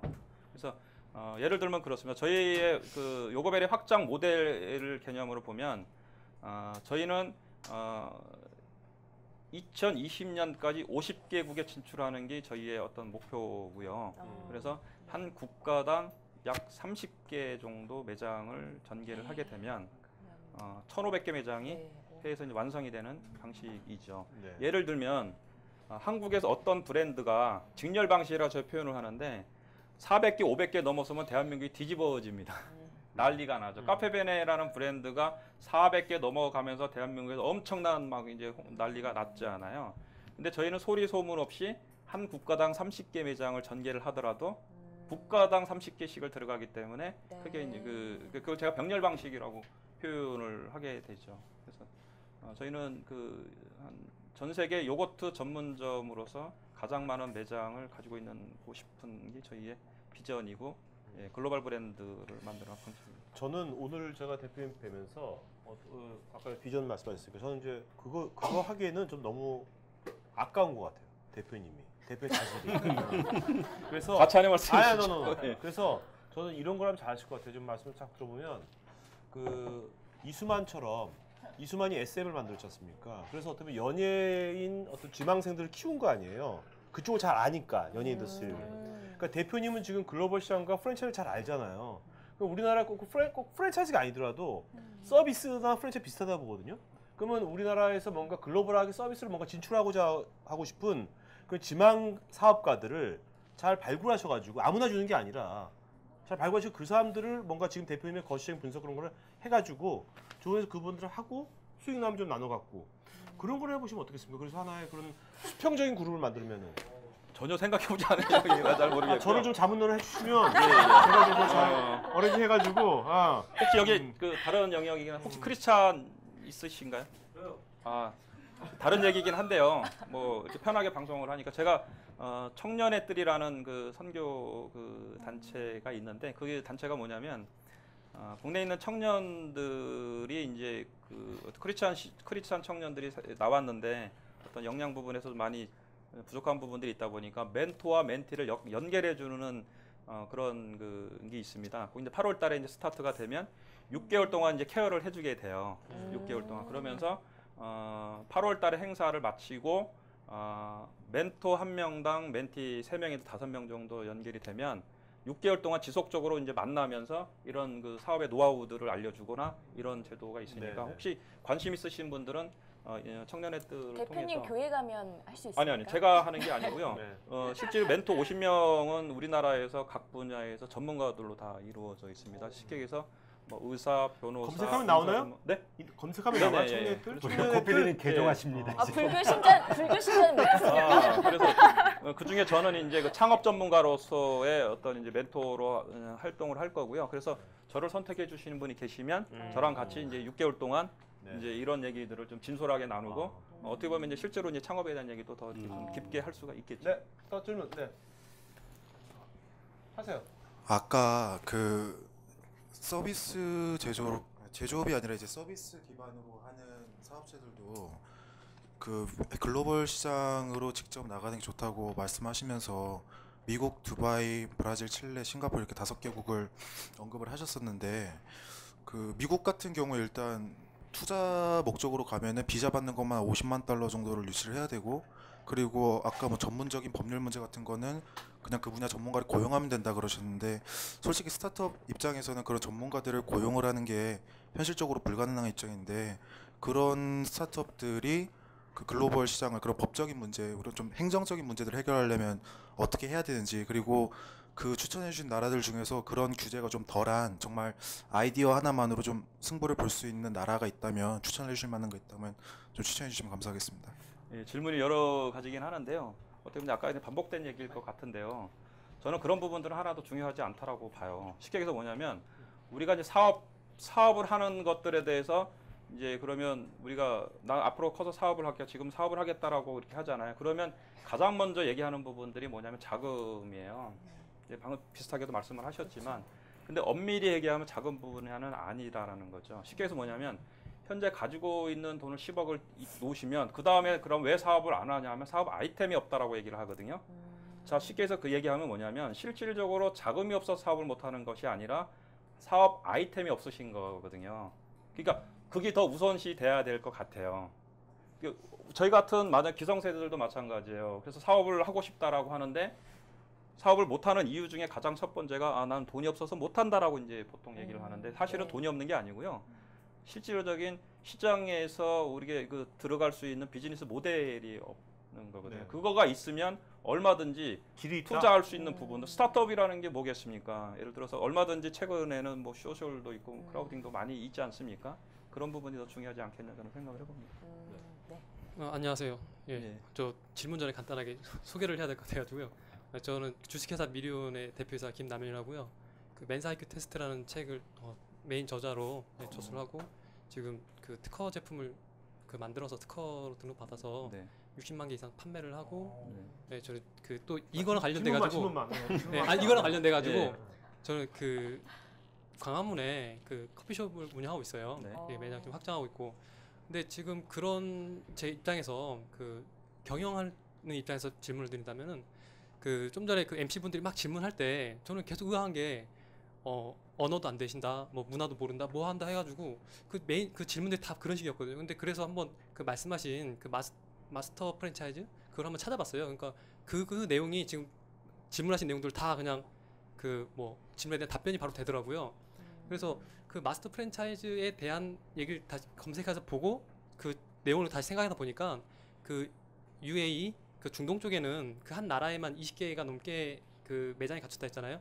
근데 여기서 이제 마스터 프랜차이즈로 피를 주는 거예요. 그쪽에서 이제 피를 주죠. 그 매장마다 해가지고. 그러면은 지금 궁금한 게 저는 그 실질적인 수익 면에서 그 대표님이 가져가신 수익면 또는 그 UAE나 그쪽 다른 나라에서 어느 그 해당 대표가 마스터 프랜차이즈 가져간 대표가 가져가는 수익면 어느 쪽에 그 상대적 우위가 좀 떨어지기도 하고 그런 부분도 실제 존재하는지 그리고 만약에 그게 존재한다면은 그 아까 계약 문제로 뭐 3년, 5년, 10년으로 이렇게 제한한다 했는데 제한 뒤에 그 10년이 풀렸을 때 자체적인 모델로 나갈 경우에 대한 대비는 혹시 하고 있는지 그걸 여쭤보고 싶습니다. 예, 그럼 두 가지로 아마 연결될 것 같은데요. 일단은 저희 마스터 프랜차이즈의 계약 내용들은 뭐냐 파트너의 역량을 가지고 이제 계약을 회사 대 회사랑 계약을 하는 부분인데요. 저희는 수익 구조가 4가지 형태로 이루어져요. 처음에 우리 브랜드를 그들 나라에서 쓰기 위해서 브랜드 사용료를 저희가 이제 제일 처음에 받게 되죠. 사실 이 받은 돈을 가지고 저희가 실질적인 마케팅도 해주고 오픈에 지원도 해주고 하는 부분들이 있고요. 그 다음에 이제 저희가 가지고 있는 물류, 요것도 원료라든가 이런 것들을 공급을 하면서 거기서 마진을 얻게 되는 구조가 있고요. 그 다음에 현지 나라에서 매장 하나가 오픈을 하게 되면 가맹비의 일정 부분을 리턴을 시키게 됩니다. 통상 30% 정도가 되고요. 그 다음에 이제 러닝 로열티라고 그래서 실제 이제 고객들이 사 먹는 그 매출액의 1.5%를 저희 회사로 이제 걷어서 들어오는 방식으로 되어 있고요. 당연히 이제 마스터 프랜차이즈 현지에 있는 마스터 프랜차이즈 회사는 저희가 이제 저렴한 가격으로 공급을 해주기 때문에 그들 나라에서 가맹점을 또 오픈하지 않겠습니까? 그럼 일정 부분 수익을 쉐어를 이제 당연히 하게 되는 방식으로 이렇게 보시면 될 것 같아요. 그럼 수익이 많아질수록 항상 최상단에 위치하시는 거예요, 아니면은 그 최상단에 위치한? 저희는 최상단이죠, 본사니까요. 그렇죠. 저희는 필라 본사 같은 경우는 필라코리아가 먹어버렸잖아요. 네. 그러니까 그런 식으로 이 역정 구조가 나오지 않는. 아니 뭐 저희 회사를 뭐 인수한다는 회사는 아직 없어가지고. 네, 강의 잘 들었고요. 질문 드리겠습니다. 우리 그 대표님의 그 경영 철학과 그 인재 개발, 직원들에 대한 인재 개발, 국내나 해외나 인재 개발에 대한 그 방향에 대해서 좀 듣고 싶습니다. 저는 사업은 사람 일을 한다고 생각을 좀 하거든요. 저도 자체도 사실은 이제 책도 좀 보고 뭐 이렇게 공부를 좀 평상시에 많이 좀 하려고 하고 있고요. 직원들도 마찬가지로 저희가 좀 가능하면 좀 학습 조직으로 좀 이렇게 진행을 해서 이렇게 좀 하려고 이렇게 좀 하고 있습니다. 네. 그리고 이제 저희 회사의 어떤 인재상 중에 하나가 있는 게 기준되는 점이 하나가 뭐냐면 선한 인재라는 표현을 저희가 쓰게 됩니다. 선하다고 하는 것은 착하다라는 뜻은 아니고요. 다른 사람한테 좋은 영향을 끼쳤느냐에 대한 영역입니다. 예를 들면 영업부서라든가 이게 숫자로 일하는 부서는 굉장한 실적을 많이 거질 수가 있죠. 근데 기준 자체가 만약에 선한 인재라는 경영 어떤 그 인재 기준이 없으면 본인이 좋은 평가를 받지 못하는 것들에 대해서 불만을 가질 수밖에 없죠. 쉽게 얘기해서 실적은 많이 됐는데 다른 사람한테 좋은 영향을 끼치지 못하면은 좋은 평가를 못 받게 되는 거죠. 저도 마찬가지로 제 주변에 있는 직원들과 또는 제 주변에 어떤 뭐 마찬가지로 가족들도 마찬가지고 제 주변에 있는 사람한테 좋은 영향을 끼치려고 저희도 노력을 하고는 있어요. 자, 근데 말은 되게 좋은데요. 뭐 선한 영향력, 좋은 영향을 끼쳐야지 그걸 뭐 어떻게 보면 평가를 잘 받는 건데 어떻게 측정합니까? 그 직원들을 어떻게 그 사람이 선한 영향을 끼쳤는지 어떻게 궁예도 아니고 관심법 있는 것도 아니고 어떻게 국내죠. 저희 해외 쪽은 저희가 저희 회사가 아니잖아요. 마카 방식이니까 그렇게 하는 건데 어떤 하나의 전 회사의 전 문화잖아요. 예를 들어서 영업부 아까 잠깐 예를 들어서 영업부는 그 매달 실적이 나오는 부서잖아요. 네네. 자 그러면 실적 가지고 당연히 저거 할 수는 있겠잖아요. 근데 그런 사람이 좀 다른 사람들이 어떤 일이라든가 이런 부분들에도 도와주지 않거나 이런 끼치지 않고 때에 따라서는 사실은 조직에서 좀 이렇게 좀 악영향을 끼칠 수도 있거든요. 네. 그런 거에 대한 거라고 보시면 다면 평가 같은 걸 하신다는 겁니까? 그러니까 그 실질적으로 평가하는 영역은 저희가 일단 팀장 평가를 합니다. 팀장이 인사평가의 한 70% 평가를 하게 되고요. 그다음에 거기에 이제 몇 가지 이제 정량적인 부분의 평가가 있는데요. 그래서 뭐 업무에 실수를 했다거나 이런 부분들을 이제 플러스 마이너스 체크하는 부분은 있죠. 알겠습니다. 네, 저기 말씀 잘 들었고요. 지금 이제 20개국의 글로벌 그런 프랜차이즈를 하고 있는데 향후 계획이 50개 정도까지 이렇게 늘리겠다는데 제가 보기에는 이제 그렇게 50개가 늘리려고 그러면은 시간이 좀 오래 걸릴 것 같아요. 근데 향후에 계속 어떻게 10년 동안 그 프랜차이즈 사업을 했는데 향후에도 50개 늘리려면은 또 다른 또 10년이 될 수도 있고 그러면 회사라는 것이 좀 그래도 빨리 성장하는 게 좋잖아요. 근데 물론 이것이 이제 자기의 그 본업이고 천업이라는 생각해가지고 할 수 있겠지만은 그래도 보니까 역량이 좋으신 것 같은데 이런 기획 말고도 회사를 좀 더 인수한다든가 아니면 좀 더 키워가지고 아니면 회사를 좀 더 뭐 또 돈을 버는 것도 중요하지만 또 회수도 해야 되니까 그런 전략이 있는지 궁금하거든요. 예, 당연히 있고요. 사실 이제 국내 제가 이제 최근에 이제 그 저희 회사가 이제 해외 진출 좀 하다 보니까 정부 코트라든가 무역협회라든가 뭐 여러 군데서 이제 뭐 초청이 되거나 포럼을 하거나 하는 부분들이 있는데 실제로 굉장히 중요한 말씀을 하셨어요. 왜냐하면 한국에 있는 프랜차이즈가 실제로 해외에서 경쟁한다라는 게 어떻게 보면 거의 국내 기업이 저희 10년이 되면 거의 스타트업 기업이라 마찬가지예요. 근데 실질적으로 경쟁하는 회사는 글로벌 회사입니다. 글로벌 회사라 실제로 경쟁 게임의 룰에서 보면 굉장히 어려운 게임이죠. 자 그러면 그거를 해결할 수 있는 방법은 사실은 국내에 있는 프랜차이즈 기업들이 M&A를 통해서 성장을 하거나 또는 IPO를 가서 성장을 하거나 또는 사실은 그거보다 제가 또 이렇게 주장하는 내용은 뭐냐면 이미 해외에서 성공하고 있는 어느 정도의 프랜차이즈 회사들이나 한식장들이 분명히 있습니다. 특히 이제 주재원들을 상대하는 뭐 이렇게 미국이든 뭐 이렇게 뭐 중국이든 있거든요. 사실은 그런 시장들을 제가 봤을 때는 뭐냐면 한국에 있는 기업들이 가서 초짜로 진출해서 성공시키는 것보다 그들은 거기까지 역량이라고 생각을 하고 놓고요. 한국에 있는 대기업이나 중견 기업들이 그거를 M&A를 해서 거기서부터 시작을 하시면 훨씬 글로벌의 속도를 빨리 낼 수 있다라고 생각을 하고 마찬가지로 저희 회사도 항상 그런 부분들은 문을 열어놓고 있고요. 실질적으로도 이제 뭐 가끔씩은 뭐 이런 저 VC 벤처 캐피탈 회사들에서 좀 오기도 하고 합니다. 네. 자, 마이크. 뒤로 좀 전달. 아니 뒤. 네, 말씀 잘 들었습니다. 뭐 유사한 질문들이 많이 나오긴 했는데요. 그 IT 분야에서는 그 미래 먹거리다, 플랫폼이다 이런 말을 많이 쓰고 있습니다. 그 우리 대표님께서는 글로벌 사업을 하시면서 기반을 많이 다지셨는데요. 그 스타트업 기업이지만 참신한 아이템이 있다면 함께하는 글로벌 비즈니스 프로그램이 있다든지 또는 지금까지 사업 역량의 어떤 플랫폼화해서 다른 사업체가 다른 아이템이 함께 그 해외 시장 진출하는데 어떤 그런 구상이 있으신지 궁금합니다. 이제 국내에 있는 프랜차이즈 기업들이 해외에 나가는 것은 이제는 거의 이제 기본이 된 것 같아요. 왜냐하면 한국 시장이 아까도 잠깐 얘기했지만 포화가 됐기 때문에 각 브랜드들이 해외로 진출을 지금 계속 시도들을 하고 있습니다. 근데 문제는 뭐냐면 떠밀려서 나가고 있다라는 그런 느낌을 좀 많이 받고 있거든요. 그래서 지금 이제 코트라라든가 이제 무역협회나 이런 부분들이 이제 프랜차이즈 본부들이 연락을 하게 되면 이제 그들도 이제 코트라 이제 담당하시는 분도 전문가 아니다 보니까 저희 회사로 굉장히 많이들 보내세요. 보내면 이제 이런 얘기를 하는 거죠. 실질적으로 이제 뭐 조심해야 될 부분, 그냥 단기 전략보다는 좀 최소한 중장기적으로 좀 가야 되지 않겠냐 이런 부분들을 얘기를 해서 얼마든지 저는 뭐 한국 기업이 해외 나가는데 그런 역할들을 하는 거는 뭐 좋다고 봅니다. 네. 네, 안녕하세요. 말씀 잘 들었습니다. CEO의 입장에서 보시기에 글로벌 마켓에서 요거베리가 한국 브랜드다라는 인식이 어느 정도 퍼져 있다고 생각하시는지요? 예, 저희는 한국 브랜드라는 걸 전혀 알리질 않고 비즈니스를 하고 실제로는 한류 마케팅 자체도 하지를 않습니다. 왜냐하면 여러 가지 장단점이 있을 거는 같아요. 한류 마케팅이라고 하는 것은 우리의 역량보다는 외부의 역량에 의해서 사업을 의지를 해야 되는 부분이 좀 강하지 않겠냐라는 생각이 있죠. 예를 들어서 한류 마케팅이라고 하는 것은 그동안 우리가 브랜드를 해왔던 것들에 대해서 한류가 꺼지면 저희도 자연스럽게 외부의 역량에 의해서 저희가 없어져야 되는 또는 뭐 있지만 물론 이제 단기적으로는 그 부분을 가지고 성장을 분명히 할 수 있을 거라고 생각이 들죠. 근데 저희는 그 전혀 이렇게 사용하지를 않고 있습니다. 그러면 다른 나라에서 좀 이게 한국 브랜드 미국 거로 오해하는 회사들이 제일 많죠. 자, 또 최근에 이제 히든 챔피언이라 그래서 강소기업이 굉장히 화두로 떠오르고 있는데요. 이 기업이 이제 R&D 이제 어떤 연구 개발에 굉장히 주안점을 두는 부분은 어딘지 차별화되는 부분은 어떤 게 있는지 궁금합니다. 저희 회사가 올해 중점하고 있는 게 세 가지가 있거든요. 아마 그 관련될 것 같은데요. 첫 번째가 장사를 잘하는 회사입니다.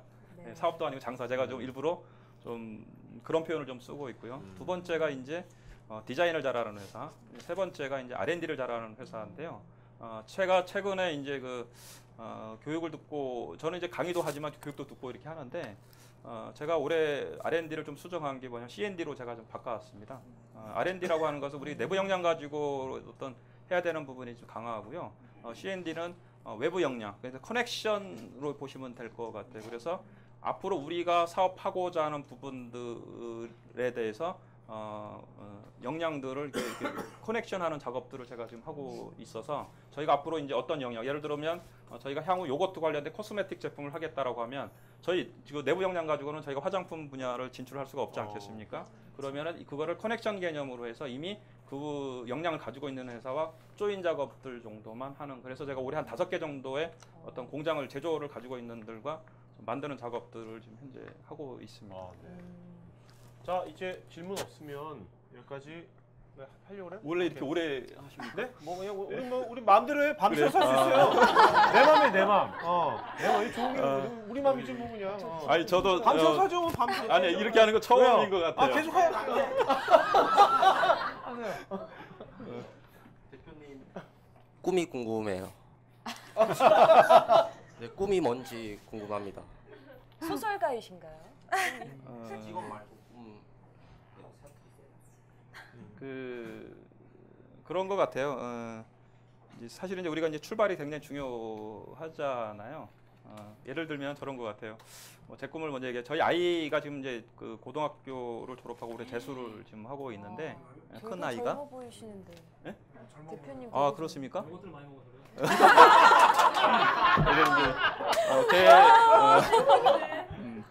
꿈이 이제 그 사업가예요. 그래서 이제 마찬가지로 제가 똑같은 질문을 하죠. 근데 그 아이의 이제 꿈은 뭐냐면 아프리카에 좋은 영향력을 끼칠 수 있는 사업가가 되고 싶다라는 게 이제 아이의 이제 꿈이죠. 근데 대부분의 우리가 이제 아이들도 마찬가지지만 어떤 직업을 꿈으로 갖기를 원하잖아요. 여기 이 여자랑 사귀면 되겠네요. 예. 그래서 저도 마찬가지로 저는 이제 개인적으로 크리스찬이다 보니까 어떤 만약에 기회가 된다라고 하면 어떤 좀 좋은 영향력을 끼칠 수 있는 회사 또는 개인이 됐으면 좋겠다 이럴 것 같아요. 자, 뭐야? 간단한 건데요. 요거벨의 미션 스테이트먼트를 좀 여쭤보고 싶은데, 그러니까 한마디로 코카콜라의 미션 스테이트먼트는 물을 이기자라는 건데, 이제 요거벨의 미션 스테이트먼트는 뭐인지. 어려운데요, 그게? 근데 상당히 되게 중요한 질문인 것 같아요. 목표라고 하면 제가 구체적으로 좀 다시 저거 하면 아까 얘기한 꿈하고 연결이 되지 않겠나 싶은데요. 같은 경우는 이제 음료수인데 이것이 물보다 좀 더 많이 팔리고 싶은 그런 마음에서 이제 물을 이기자라고. 제가 급조를 할 수는 없을 것 같고요. 답을 좀 드리기가 곤란할 것 같습니다. 네, 알겠습니다. 네. 자, 그러면 이제 질의응답 여기까지 하는 걸 하겠고요. 네. 질문이 저거 뭐예요? 이 제품이요? 요거요. 요게 안에서 제가 설명을 좀 드릴게요. 마찬가지입니다. 이 제품도 마찬가지로 자, 이제 홈쇼핑 모드로 갑니다. 2달 뒤에 실질적으로 홈앤 쇼핑에도 방송을 할 겁니다. 네, 방송을 하는데 이걸 여러분들 선물로 드리려고 이제 가지고 나온 거예요. 두 사람을 드릴 건데요. 왜 제가 이걸 가지고 왔냐면 지금까지 요거베리는 매장 확장 전략으로 저희가 10여 년 동안 해왔고요. 지금은 이제 두 가지 이제 채널을 가져갑니다. 지금은 뭐냐면 그동안에는 저희가 팔 수 있는 유통 채널이 없었죠. 근데 지금은 어느 제품을 생산을 하더라도 기본적으로 우리의 의지에서 팔 수 있는 유통 채널들을 어느 정도 확보를 했습니다. 네. 그런 관점에서 만든 첫 제품이고요. 저희가 3년 걸려서 만든 제품입니다. 여러분들이 굉장히 간단하실 것 같은데요. 기획 단계만 1년 정도를 했고요. 특허 나오는 데까지 2년이 걸렸던 제품인데요. 자, 그럼 뭐냐면 기존의 요구르트 가정에서 쓰고 있는 발효기들이 많이 있어요.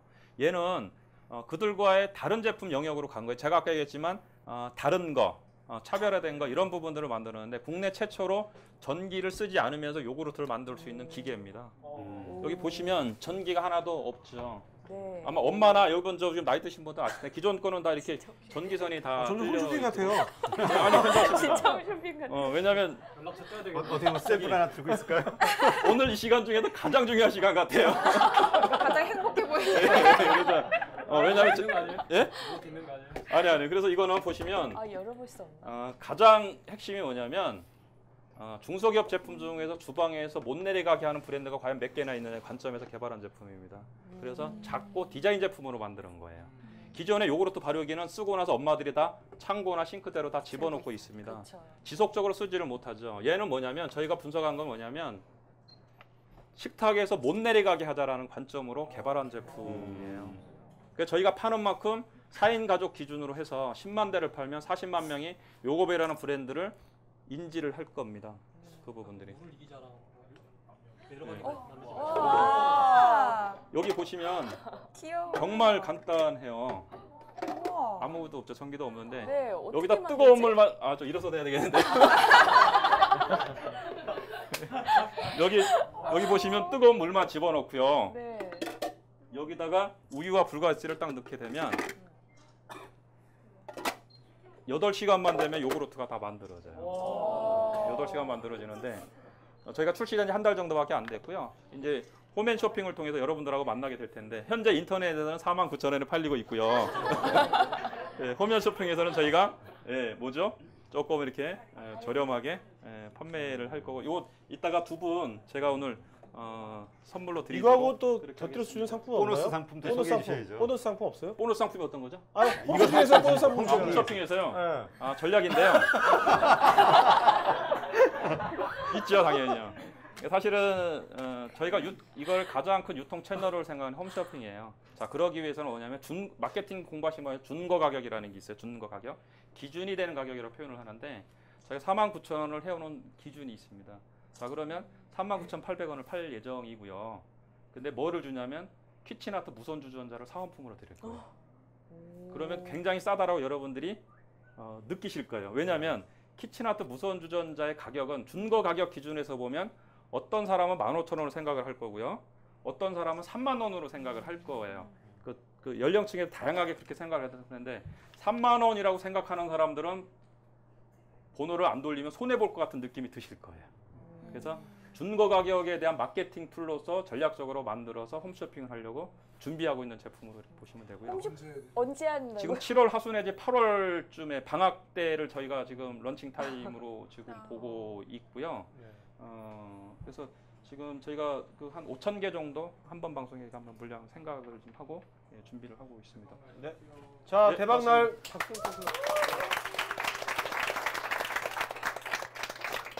자, 그러면 이제 다음 주 방송 안내드리겠습니다. 여러분 저희가 매주 월요일 날 7시 반에 여기서 이게 벌써 오늘 50회니까요. 1년 전 시작했거든요. 그래서 다음 주는 우리나라 외식 산업 있잖아요. 외식 산업 콜센터의 리딩 기업이에요. CNT테크라고 또 영화 감독이에요. 이분이 이제 영화를 직접 만드시기도 하는 영화 감독이기도 하고. 그래서 전한성 대표. 그다음에 7월 21일 날에는 그 오프라인 광고 쪽의 전문 기업, 그러니까 온라인 미디어 말고 오프라인 광고 쪽으로만 한 직원이 한 100몇 명 있는 베를포인트. 이분도 1인 기업으로 출발해서 이렇게 만드는 거죠. 8년 만에 회사를. 윤여태 대표. 그다음에 7월 28일 날에는 온오프믹스라고 뭐 젊은 층 많이 알겠죠? 우리나라 대표적 모임 사이트죠. 온오프믹스의 양주철 대표. 네. 여러분들 오늘 보셨지만 이렇게 뭐 여기서 MC 같은 것들은 이제 매주 하니까 나도 한번 MC 한번 보고 싶다는 분들은요 이렇게 저한테 신청하세요. 그러면 이제 가서 특히 처음 하신 분들한테 기회를 주는 거니까요. 저희 문화가. 그다음에 이게 여기서 질문해도 되지만 여기서 질문을 하시면 훨씬 더 많은 것을 생각하게 됩니다. 그다음에 또 CEO도 친해지기도 하고 그러니까 적절하면 참여하면 좋을 것 같습니다. 자, 오늘 있지 않습니까? 네. 그 질문하신 분들 손 한번 들어보세요. 저 좀 분들 이분이 두 분 선정해주세요. 지금 혹시 제 방식대로 선정하면 안 될까요? 아, 맞아요.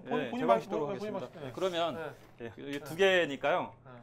일단은 여자분한테 하나를 드리도록 하고요. 한 분은 남자분들을 이렇게 드리도록 할 텐데요. 저랑 가위바위보 여자분들부터 하겠습니다. 가위바위보를 해서 자기들끼리 이기는 거 아니에요. 저를 기준으로 이기는 걸 하셔야 돼요. 예. 자, 준비됐죠, 여자분들? 예, 반칙하기 없깁니다. 자, 가위바위보. 가위 남으세요. 아니, 전체 다 하셔야죠. 다 하셨어요? 안 하셨잖아요. 다시 파트. 자, 준비합니다. 여자분들 다 이게 드셔야 돼요. 아예 질문한 사람만. 아니 전체 다 놓고 하겠습니다. 질문 전체 다? 네, 여자분들 전체.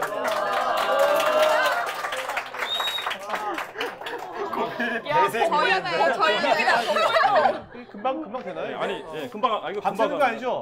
금방 합니다. 자, 가위바위보. 주먹 남으세요. 주먹. 자, 주먹 다시 합니다. 가위바위보. 가위 남으세요. 가위. 자, 보자기 내리시고요. 자, 다시 합니다. 두 분이시죠? 두 분이신가? 두 분 일어나세요. 두 분 일어나시죠. 두 분 일어나. 두 분 일어나시죠. 자, 두 분 가위바위 하세요. 가위바위보. 나오시죠.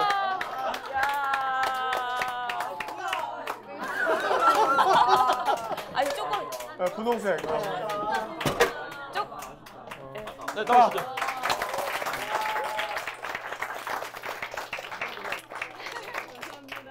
네. 남자.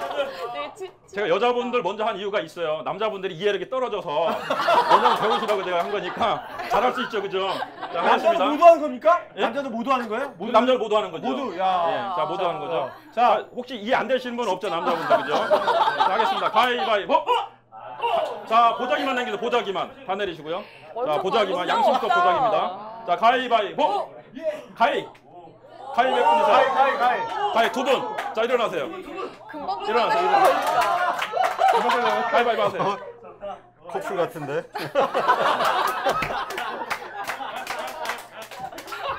슬로우 미디어. 슬로우래. 슬로우로.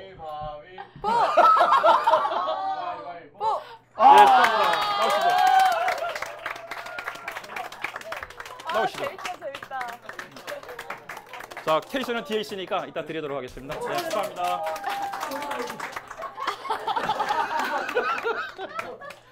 자, 네.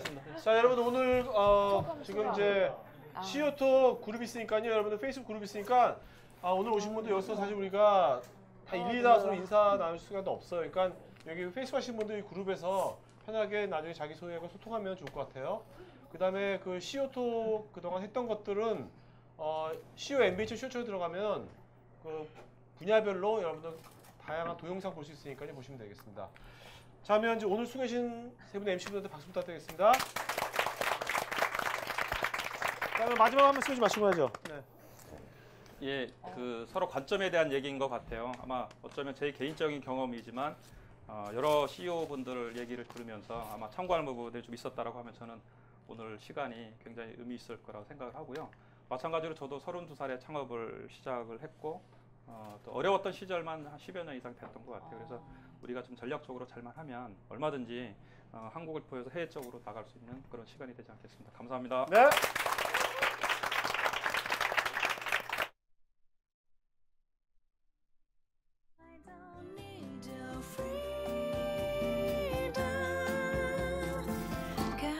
All I want is you.